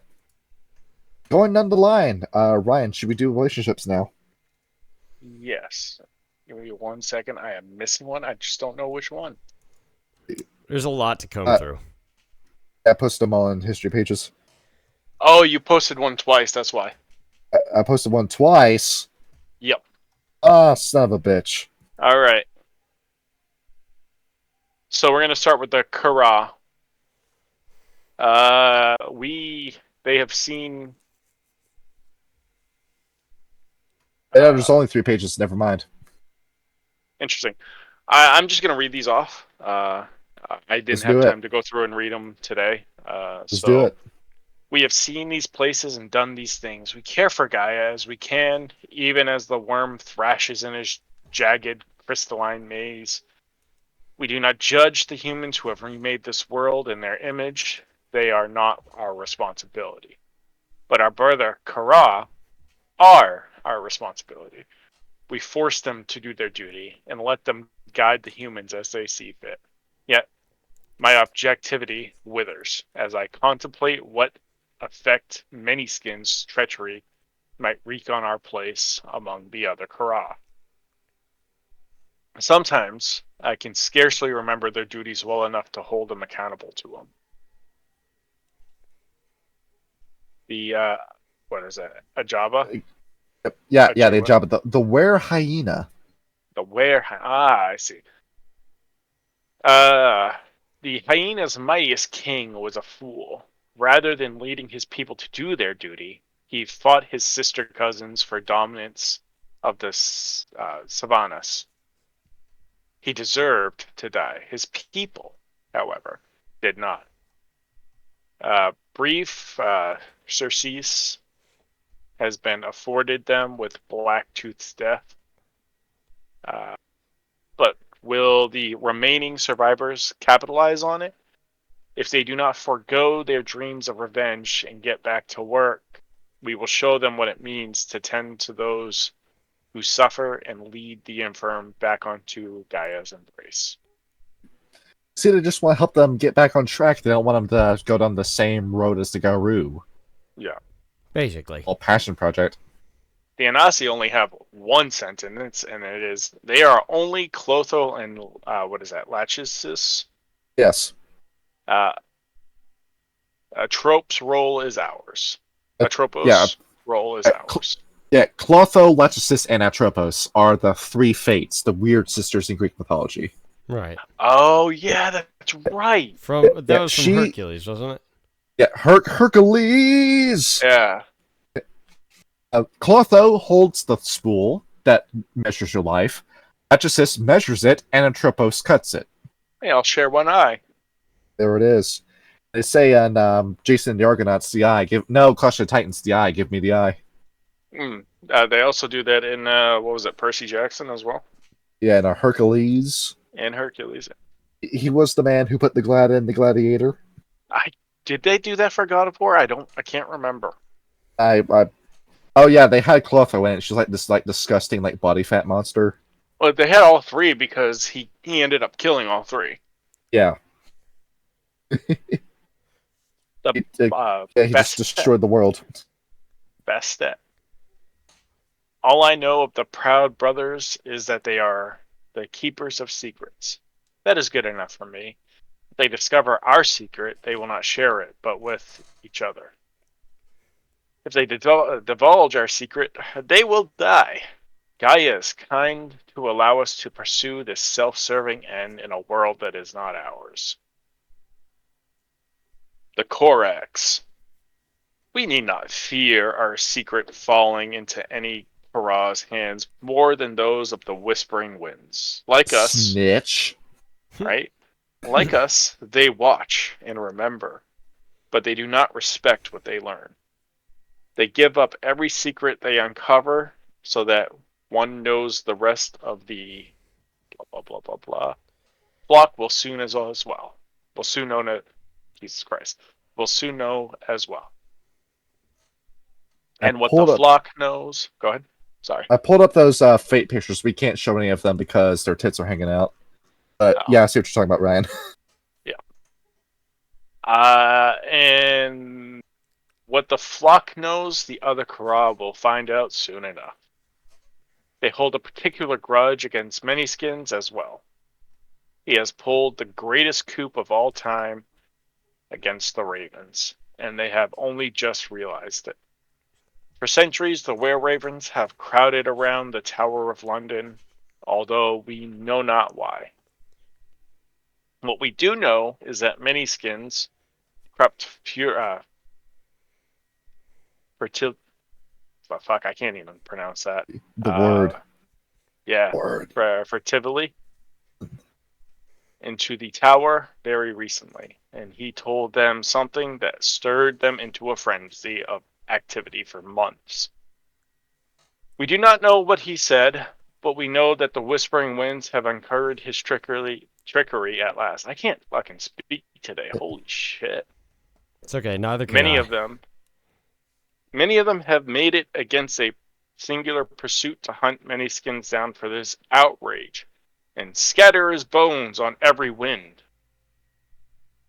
We are familiar with Korak's hyperbole, and we know that they mean only to expose his every secret to any available ear. I say only, but for this reason especially. Many skins must be eliminated. What he knows, the Koraks will soon find out. Skin's been a meta plot character that we don't need to worry about, but we do know why they do the Tower of London, right, Kyle? What? Why they stay in the Tower of London? Yeah, the head. Yes, the head. The head. We are going to speak to the giant head. It speaks prophecies. Yes, and typically it's correct. Ryan, do you want me to do the girl while you get your tongue tied? No, I can do it. The girl. Right. Some claim that we own the mountain, and the thunder a great debt. It was to them that the ancient Silverfangs turned when she whose name is not, who is remembered but never spoken, had slain their kinsman. The ancient Garou demanded that the werebears return their fallen comrade to life. The girl refused, and this refusal, some say, testified to the girl's faith in our right to judge. They relied on us to do as Gaia commanded, and they would not make our efforts meaningless with the gifts our mother had granted them. Others have more perspective. The girl should never have refused this request. She who is not named of was of the worm. Her judgment was false and undeserved. Had the Guru realized this and raised the fallen Fang, there would have been no war of rage. We could have exorcised she who is not named of from our ranks and put to rest of our kind above reproach. The girls' short-sightedness brought us to this low state despite their every effort, and now that they are rising once again from their slumber, we must watch them carefully lest they once again bring us harm. The Kitsune, toddlers. Gaia created them so long after the rest of us that we seldom know how to judge them at all. We Fucking remember what cold. those are, right? Right, Kyle? Yes, those The are foxes. those are the fops. The Foxo Foxes. is very tired. He is EB. The Foxo has had a long And- day of swiping eggy and needs to take just a small sleep. He EB and And needs they're to the- sleepy. Only changing breed that doesn't regenerate. Oh, cringe. Yes.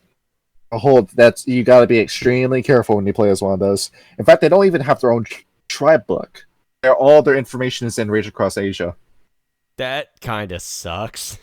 Yeah, the same with the Agaba, where they're only mentioned in the World of Rage, and then Yeah. that's it. The Macaulay. The Macaulay. Eclipse's children respect us and keep our secret, for they would be no less subject to the werewolf's wrath than we if that secret got out. They have never forgotten us or what our sacred duty is, for it is their sacred duty to remember for all time. Their old and young hold in their hearts the accumulated wisdom of all the preceding ages of the world, but unlike the Koraks, it is not in the Macaulay's nature to give knowledge away recklessly.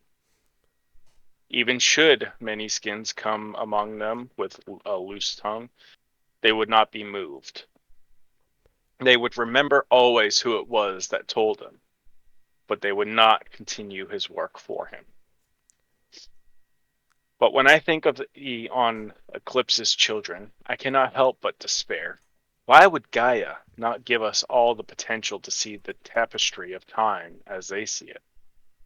Why parcel her memory out solely to them?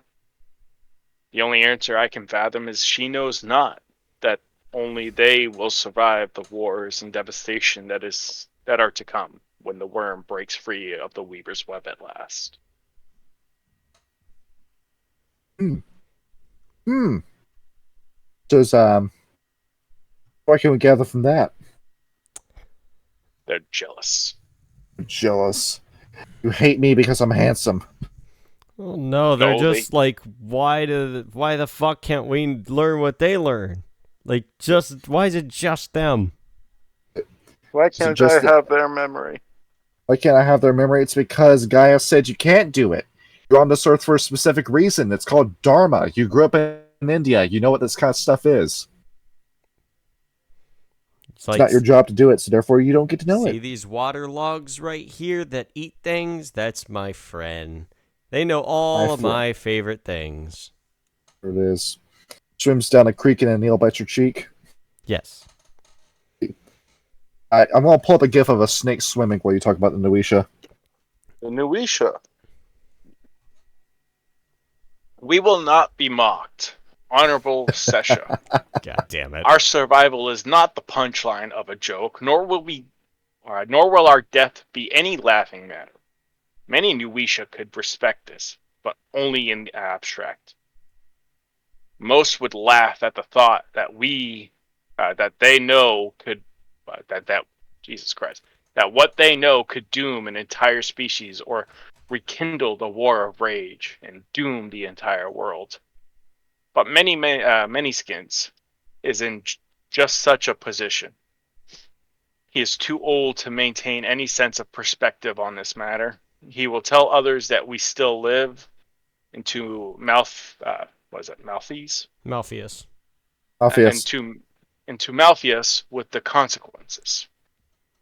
He must be silenced. I honor the lonely skies for the duty they perform, but the old man is too dangerous. I will not allow the tears of his laughter to salt the earth while I lie dead.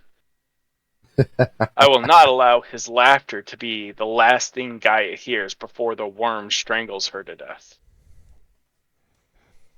Alright, here's your snake swimming gif, by the way. Zoom in on that, Kyle.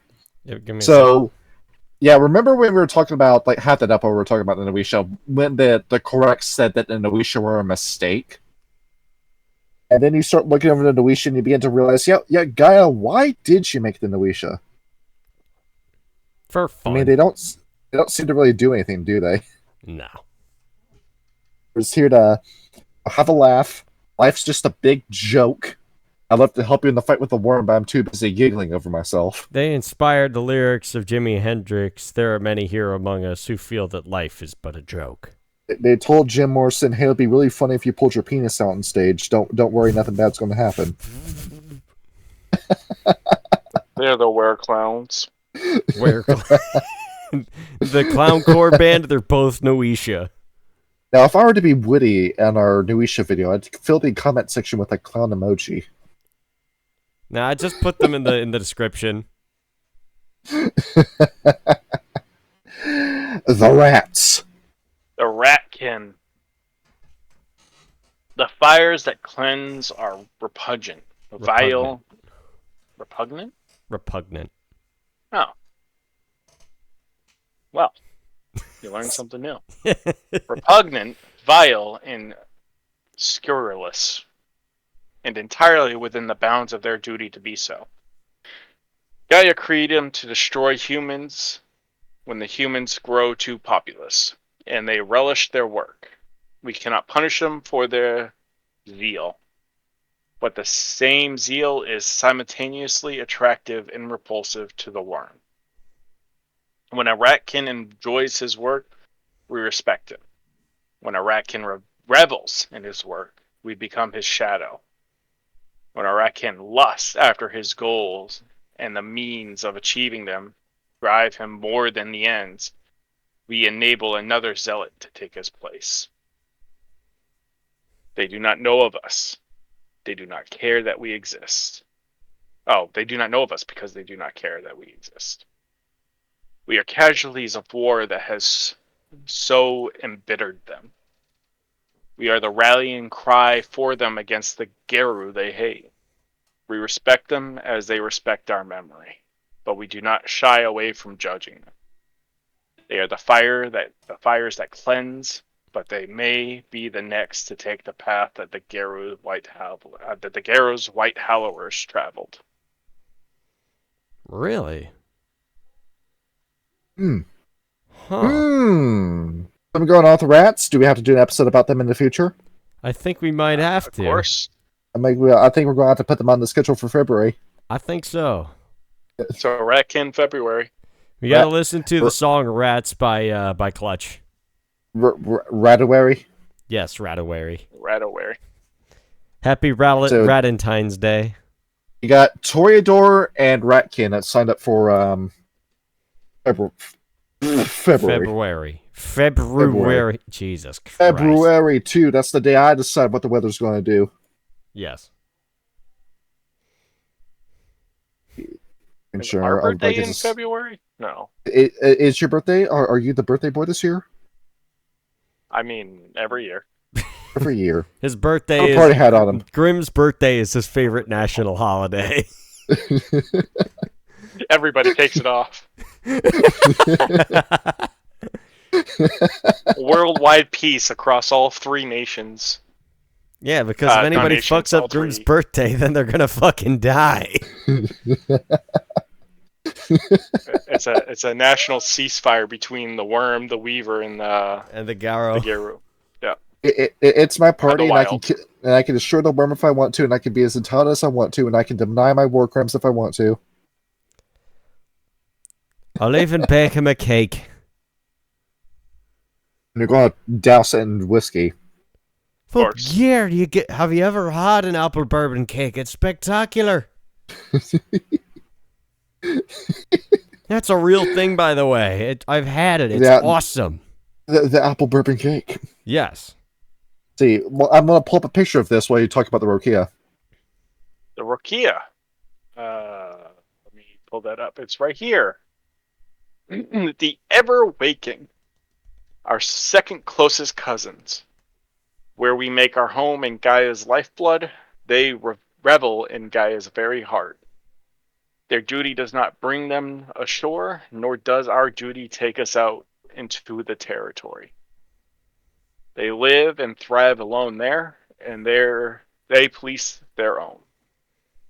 Only when one of the Ever-Waking abandons his rightful home and evades the pursuit of those who come to take him back, do we have any right to judge them.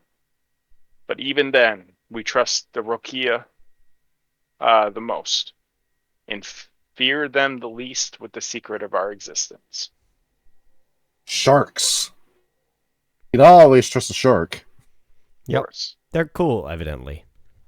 You guys ever see that video of the guys who are out in the ocean in the inflatable boat, and a shark realized they could just destroy the boat, and it swam up to them and bit into the boat? Oh. No. I can't say that I have. The shark is very smart. They're going to need a bigger boat. And the shark will always look fake. Yes. Next up, the others. What they have in terms of the others is that they don't give a shit about the others. They're not here to fight vampires, mages, wraiths, changelings, and demons. Even though you'd be really good at that. Say, it's not our job. It's not our job. You guys can deal with it if you want to. You can care about the Quai Jin if you want to. That's your prerogative. We're too busy keeping an eye on the Geru, making sure they don't destroy the world. I think there's a slight bit of objective confusion between the Nagah and the Garrow. Then, like I keep saying, the antediluvians, fuck the worm. The antediluvians are here and now. Yeah, basically. At least in our game. I'm gonna blow your mind when I tell you about this, Amici. I'm gonna be terrified beyond all rational thought, but then I'm gonna have more ideas of how Freddy gets out of this alive. See, the answer is you don't. No, he's already fucked. And that's the relationships in a nutshell. Yeah. How he gets out alive? Well, a certain Sabat can help. Certain Sabat is gonna put him out of his misery with a bullet to the head. Please. Give me, if I could fucking get away from a put, which I don't think is gonna happen. Nope. No, I'm kind of stuck there. God damn it, I want to save my son. You're gonna save your son. You're gonna have to watch all this happen, and you will do absolutely nothing. Yeah, I know. Anyway, it is right time, I think. It's that's right. That's yes, right. it is time Yeah, of that's right. Yeah. Now pull up a picture of that cake you were talking about. Yes, It's not left. the apple bourbon cake. It is a cake made from apples and cinnamon, and you pour bourbon on it, and it tastes fucking awesome. I will sing Grim the birthday song while you tell us about the rites. Okay. Okay, you don't have to. Okay, so we talked about like we talked about like how important it is when what was it? When not birthing the Ananasi. Where the hell are all my rights? Oh yeah, the celebration of first venom. So I'm gonna go into a little bit more depth with that one. Let me just make sure that I got all the... Yes, okay, I do have all the right pages. So, this is a level 1 right because it's very important. So, while Vasuki Naga are almost always poisonous from birth, Balaram and Ahi rarely have access to venom until their first change. This coming of age ritual reaffirms the young were-serpent's new maturity while acknowledging her nascent lethality. Her sponsor, the Nagah responsible for bringing her into Nagah society, brings the Nagah before the Seisha. The sponsor brings along a trust food animal, generally a lamb, but possibly a calf or a young elk or deer, while the sponsor talks her through it. The new Nagah changes to Aji or Dahaka form, sometimes known as Silkaram or Kali Dahaka, but the easier battle form is most common. And the young Nagah bites the bound animal, injecting it with venom. Once the animal is dead, all present assume Aji Dahaka and assume Aji. Jesus Christ, battle form. Fuck it. It's very esoteric when you look at this. Yeah, you don't fucking say. And help devour the animal to celebrate the efficacy of the young were-serpent's venom. There is also another subtler reason for this samskara. To make sure the young Nagah is capable of killing. A Nagah that cannot kill even a clear prey animal. I just dropped my fucking Wii sensor bar on my keyboard. Just dropped your cigarette. Yes. She is not considered to have successfully fulfilled this samskara if she is unable to kill when called to do so. If she is not capable of killing the animal at the time of this samskara, her sponsor will coach her until she is capable of making an appropriate kill without a second thought. System. Before the celebration of first venom, Nagah are not yet rank 1. The Wani will not teach any gifts until the young were-serpent has undergone the celebration of first venom. Basically, it's like a were-serpent bar mitzvah. You get your venom, you kill an animal, and we all have dinner. Yay! And everyone is happy. Yes, and we have a delicious lamb meal. And we talk about how great you're going to be at killing things and all the cool shit that you can do. Do they read the Torah while doing this? Are there any Jewish Nagah? Probably not. Exactly. Not birthing the Ananasi. There's another one. We didn't have the City of Mush for this one, so we had to pull these straight from the pages. So Kyle had to sort all these from alphabetical order into rank order. Yes. So probably this one's actually probably pretty important. The level 2 right, thanks to River Mother. By any of her names, Apsa, or her lesser names of Euphrates, Tigris, Ganga, or Ganja. Is that Ganga or Ganja? Ganga, I think. Congo, Nile, Amazonas, Mississippi. The River Mother is the serpent folk's kindest benefactor. Not only does she give successor to the were-serpents, but she is also the Nagah's link to the Wani. For these things and more, the were-serpents frequently gather to thank her. A samskara is also performed before setting up in Ananata Ananata in a river. The system. The nest assembles on the banks of a river and speaks mantras of praise, thanks, and love to the River Mother. Very simply, this is how you bless a nest. If quite literally, you're hanging up the sign that says, "Bless this nest by the river." That is what you're doing. Yes. This one here, I really like this because, like we said, if you fuck up at all, at all as a Nagah. The punishment is always death. So, level 3 rite. Punishing the improper strike. The were-serpents take their calling extremely seriously. They have been given a remarkable amount of power to kill, and the Wani expect the Nagah to use that power responsibly. Misuse of the Nagah's power, particularly assassinating the wrong individual, is considered serious incompetence and a grave offense to the Wani.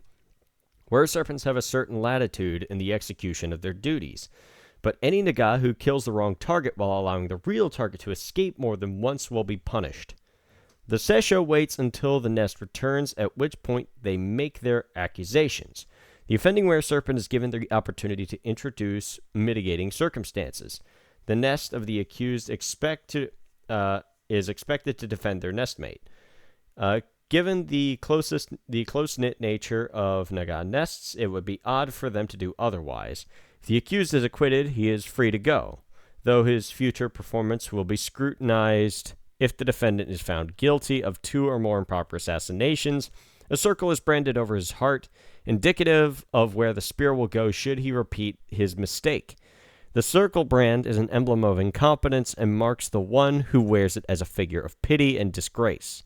The most difficult aspect of coping with the brand is the disgrace it brings to a were-serpent's nest.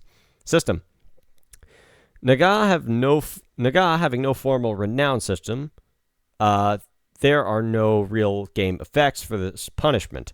However, everyone the Nagah associates with, from the Wani's brood to his own nest, will treat him as the disgrace until he makes amends. Gaining rank is also all but impossible under such a brand of shame. The badge of arbiter becomes the mark of shame. What the hell is this? What do you think you're looking at? Fomori. So imagine that trial when the Nagah pull you together and say, we're going to see whether or not you're guilty of this, what we've accused you of. The sentence is death, no matter what happens. Post them in history pages. There's Judge Death for you right there. The sentence is death. Judge Death? Judge Death. You never read the Dread comics. I did not, no. I don't. You love cyberpunk I told stuff. you I'm illiterate. You love cyberpunk. You'd actually love Dread. I probably would. Yeah, for this, you're going to have to hire F. Lee Bailey, Robert Blazer, Sean Chapman-Hawley, Robert Shapiro, Alan Dershowitz, and Robert Kardashian to defend you against the Nagah. Yeah, that is going to be the trial of your life. That is lawful. You're deep in lawful neutral territory. You're fucked. And you better hope the glove doesn't fit and they must acquit. Yes. Okay. Your life on the line. We need a level 4 right now. This one's kind of neat. It's very neat. Just tell us about it. We have River Mother's Eyes, level 4. Very similar to the Garrow Rite, the Badger's Burrow, River Mother's Eyes allows the Nagah to see what is happening along the banks of a river and in the water itself for a great distance. The Nagah perform this samskara to hunt for their targets, to reconnoiter, reconnoiter? I guess reconnoiter unfamiliar territory, and to sense if the river is being defiled. The Rite Master chants a mantra of enlightenment and must be in contact with the river through which he's extending his senses. A significant portion of a tail, hand, foot, or other part of the were-serpent must be immersed. Some Nagah prefer to perform this samskara as they're actually swimming in the river, staring up at the water's silvery surface. System. The player rolls perception and rituals against the given difficulty level. Each success enables the Nagah to ask one question regarding a length of the river. The difficulty increases the more of the river the Nagah wants to see. Failure indicates that the were-serpent sees nothing, while a bot shows him what he hopes to see regardless of truth. The area for 30 feet, difficulty 5, quarter mile is 6, half mile is 7, 1 mile is 8, and 10 miles is 9. So basically, if you are unsure of your environment and you need to be extra careful, then you roll this. And I bring that up too because the whole river corruption aspect of it, if your water source is poisoned, you're pretty much fucked as a population. Exactly. You won't look at Senegal. They've got river blindness to deal with. Or you've got the black flies in the river that are flying over, biting the people who are just trying to drink from the river, even though it's nasty. It's water not fit to drink, but that's all you have. And then you go blind because of the flies in the river. Yes. It's pretty crazy. So, and because Real it's not sense of character related, pestilence. it's not character related. So the minute you get that, that's like disease infection within your eyes. As far as I know, you can't get rid of that. No. Oh, that's rough. Where's this See, at? I'm gonna see. It's not curable. River blindness. Oh. Yeah, like where does that happen, typically? Africa, India, Asia, Yeah, that makes South sense. Africa, any place with unclean water where you have to drink it because there's no other place to go to get your water. Yep. Yeah. And we got, I think there's only one level 5 right that I'm seeing. That's, I think that's Sengaya. I think that's how you pronounce that. Sengaya. Sengaya, level 5. When a Nagah has reached an age when she no longer feels she can effectively carry out Gaia's work, and a surprising number of were-serpents are clever and subtle enough to do so, she may undergo the ritual of Sannyasa.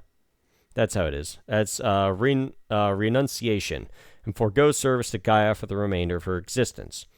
During the course of the Samskara, the were-serpent recounts her nestmates, and possibly the Sesha as well, precisely how she served Gaia. She delivers a chronological list of the enemies of Gaia who died by her hand, and recounts all the stories that accumulated during a long life as an assassin. Subsequently, the were-serpent sequesters herself away at some deserted place alongside the river and speaks with the Wani, and generally an avatar of Gaia herself. The spirit representative of Gaia accepts the Nagah's resignation and blesses her with health and well-being. In return, the hang on. What? This The what? I don't know. There's like a chop in the page. It's like Yeah, the the and then scan it, like fucked. Sorry. This samskara can be performed as an extended ritual, allowing for weeks upon weeks of pain and honor. Wait, hang on. That's You're losing your mind, aren't you? I think that's the same one. I have no idea. These pages kind of like clipped off exactly where it stops making sense. Yes. But we get the gist of it, right? It's your retirement present. Basically, yes. Very simple. If Yeah, it's like, some jobs give you a cake. This is what you get. yeah. You basically get to sit there and go, okay, here's everybody I've killed in chronological order since my first Venom. Can I retire? You see, someone retired in my job and they got a pizza instead of a cake. I mean, pizza's still good. Could not have been Domino's. I would have been upset about that. No. No, it was local. That's Good. how you do it. You got to get the local pizza. That's the good stuff. Good. Now, Kyle, they you did the Bonar rite of ordering a pizza.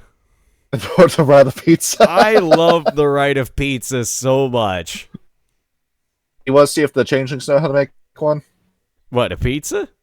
Yeah. I'm sure the Boggins can. Go find the wrapping pizza boggins. I have nary a doubt that the Boggins make excellent cooks. Oh, Kyle, here's two things I've noticed on that page, which, after seeing Mnesis or Nesis as a background, as a merit that you can take, that got me interested.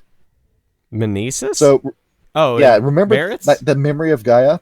You can take a merit for that where then Nagah can see it. That's a 7-point merit. That's expensive. Yeah, but the minute you get that, though, you get your hands on that, and behold, the archive of global information starting from the world's creation. I mean, yeah, the only issue is you're not allowed to fucking tell it to everybody. Oh, you can't. You weren't going to tell it anyone. You weren't going to say it anyway. You are the CIA of Gaia. You're not going to share what you know with anyone. Shit, the fucking gift doesn't mean anything. Now, the next thing, I looked into it, and there's a unique background that only the Nagah can take. Remember that snake spirit, the Ananta? Yeah. As a background, you can take that and you can have a snake that grows in size and heads for every point you put in that background that you can call upon to kill enemies in the Umbra. Oh, that's fucking cool. You want to make this campaign encounter easier? Behold, you now have the points to do so. Yep. It's like, you know what? I'm bored. Fucking roll gnosis. Hey, snake, kill that thing. Instead Not of bad. mixing Colonel, Metal Gear. splats, because the Nagah have made it perfectly clear that they have no interest in mixing splats, how would you play a Nagah? How would you go about running a chronicle with that? And I'm going to say That's fucking hard. this would be the best thing to do if you had a group that was very small, or if you had a group of 2 players to run this game. Because that's as big as a Nagah group will get. It's typically a duo that will do it. You can do it with 3, but I typically go with 2. Now, you want to go with like the deepest of Black Ops missions with this. You are told what your target is, and majority of your game is going to be spent stalking that target. You're going to need to be a very good storyteller, where you are going to need to get descriptive, like Gumshoe the RPG levels up descriptive with what you're looking at, what your players are looking at with their target.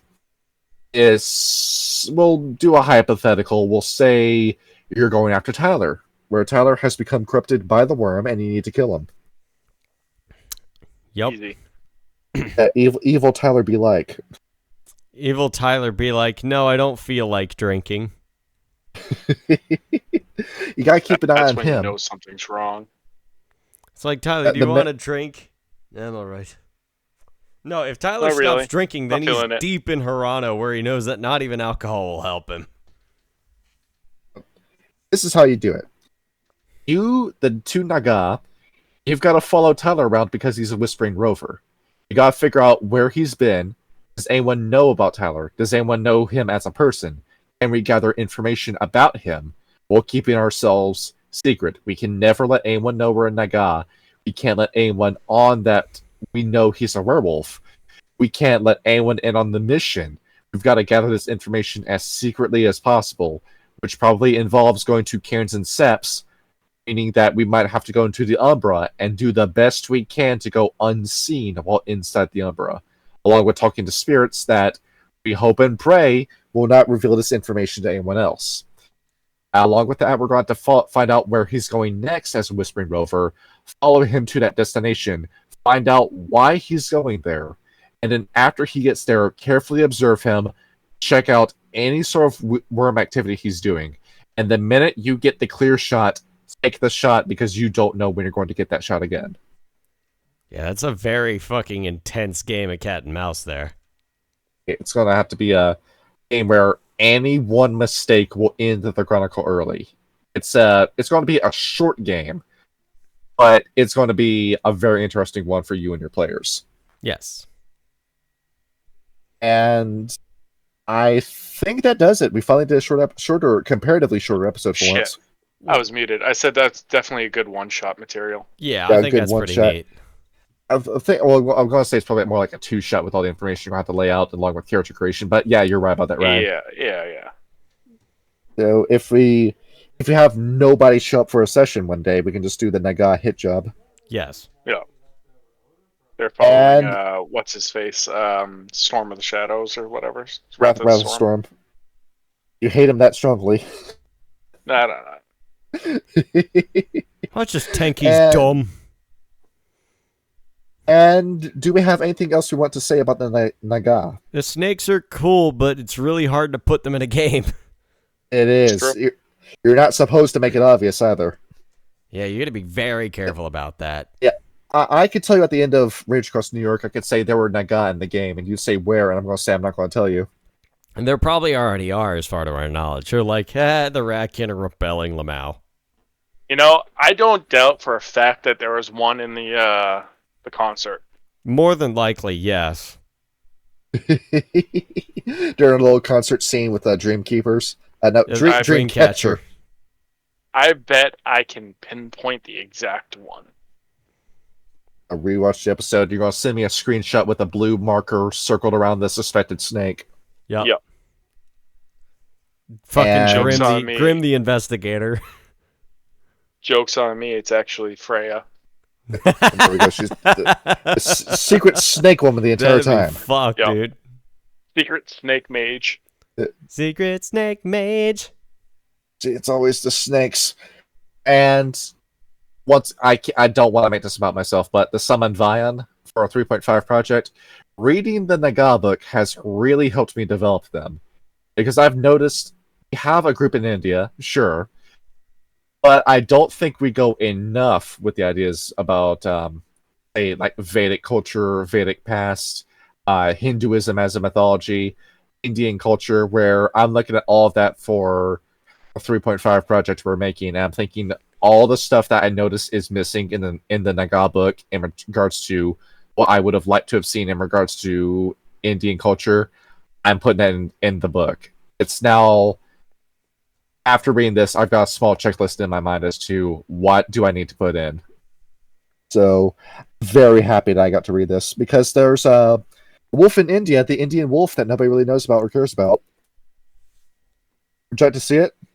I think you sent it to us, but yeah, send it again. He's a But he's- lean boy. What he's saying is get ready for Werewolf the Apocalypse 3.5.2. There we go. That is a very lean boy. He's a very lean boy. Pull up a picture of him. There's not many of them left either. No. Hmm. He's kind Well, of adorable looking, though. There are... He's endangered, but not critical. Right. He is a leggy. That is a leggy And right there. How many of them are around? 2,000 to 300,000 of them. Wait, They'll 200,000? get back up there. Yeah, 2,000 to 3,000. Oh, 2,000. Yeah, okay. So as long as they're like a protected species. Oh, wait. Didn't India start like killing poachers on sight? Yes. Yeah, then they'll be fine. Absolutely. We gotta get these guys breeding too. Oh, yeah. Have sex. That's the moral of the story. If you're a lupus, go ahead and do it. Yep. Well, just like Grim, our you- boy Grim, have sex. Grim, you just aren't getting enough. The weird thing is that you decided you needed to have sex because you thought I was having too much sex. This segment of the show That didn't is make brought no to you sense to me. by Blue Chew. Blue Chew. Blue Chew. We take it's also sponsored by Hims. God damn it. they've No, taken- stop. Taking Viagra and Cialis, taking the key ingredients of them and combine them all in one chewable tablet. Good lord. Jokes, And that- guys. Jokes. And the best thing about it is that you don't need a prescription for it. Yep. Call your doctor if it turns black and you can't feel your heartbeat right. And now you too can sneak this into your partner's hamburger and then tie them up and call them Christmas dinner. I didn't have my reading glasses on when I filled up the needle. I thought it said 100 cc's. It actually was just 10 cc's. Thank you, Christopher Titus. How Anyway, much is this card? Like $80. yeah, that sounds about right. As well, looks like I know what to spend my next paycheck on. I'm glad you have an idea of that. I gotta buy fucking brakes for my car. And there we go. I'm out of ideas. I'm out of things to say. Yep, that was the Nagah. They're cool, but it's really hard to put them in a game. And we finally got a request from Ryan done in an episode. Yes, while Ryan was here, nonetheless. While Yeah. I was here. Exactly. We talked about the Salubri without you. Yep, and now we finally did the Nagah New Year. Happy New Year's, everybody. Yeah. Happy New Year's, guys. Happy 2 years. Yeah, I already years. fucked up 24. 2025 will be my year. All right, there we go. Good night, everybody. You keep Have a good telling yourself that you're never going to get it. Yeah, that's true. Positive thoughts, guys. Positive thoughts. You Yep. gotta be as cynical as possible. That's how you succeed in life. All right, good night, everybody. Have a good night. GN.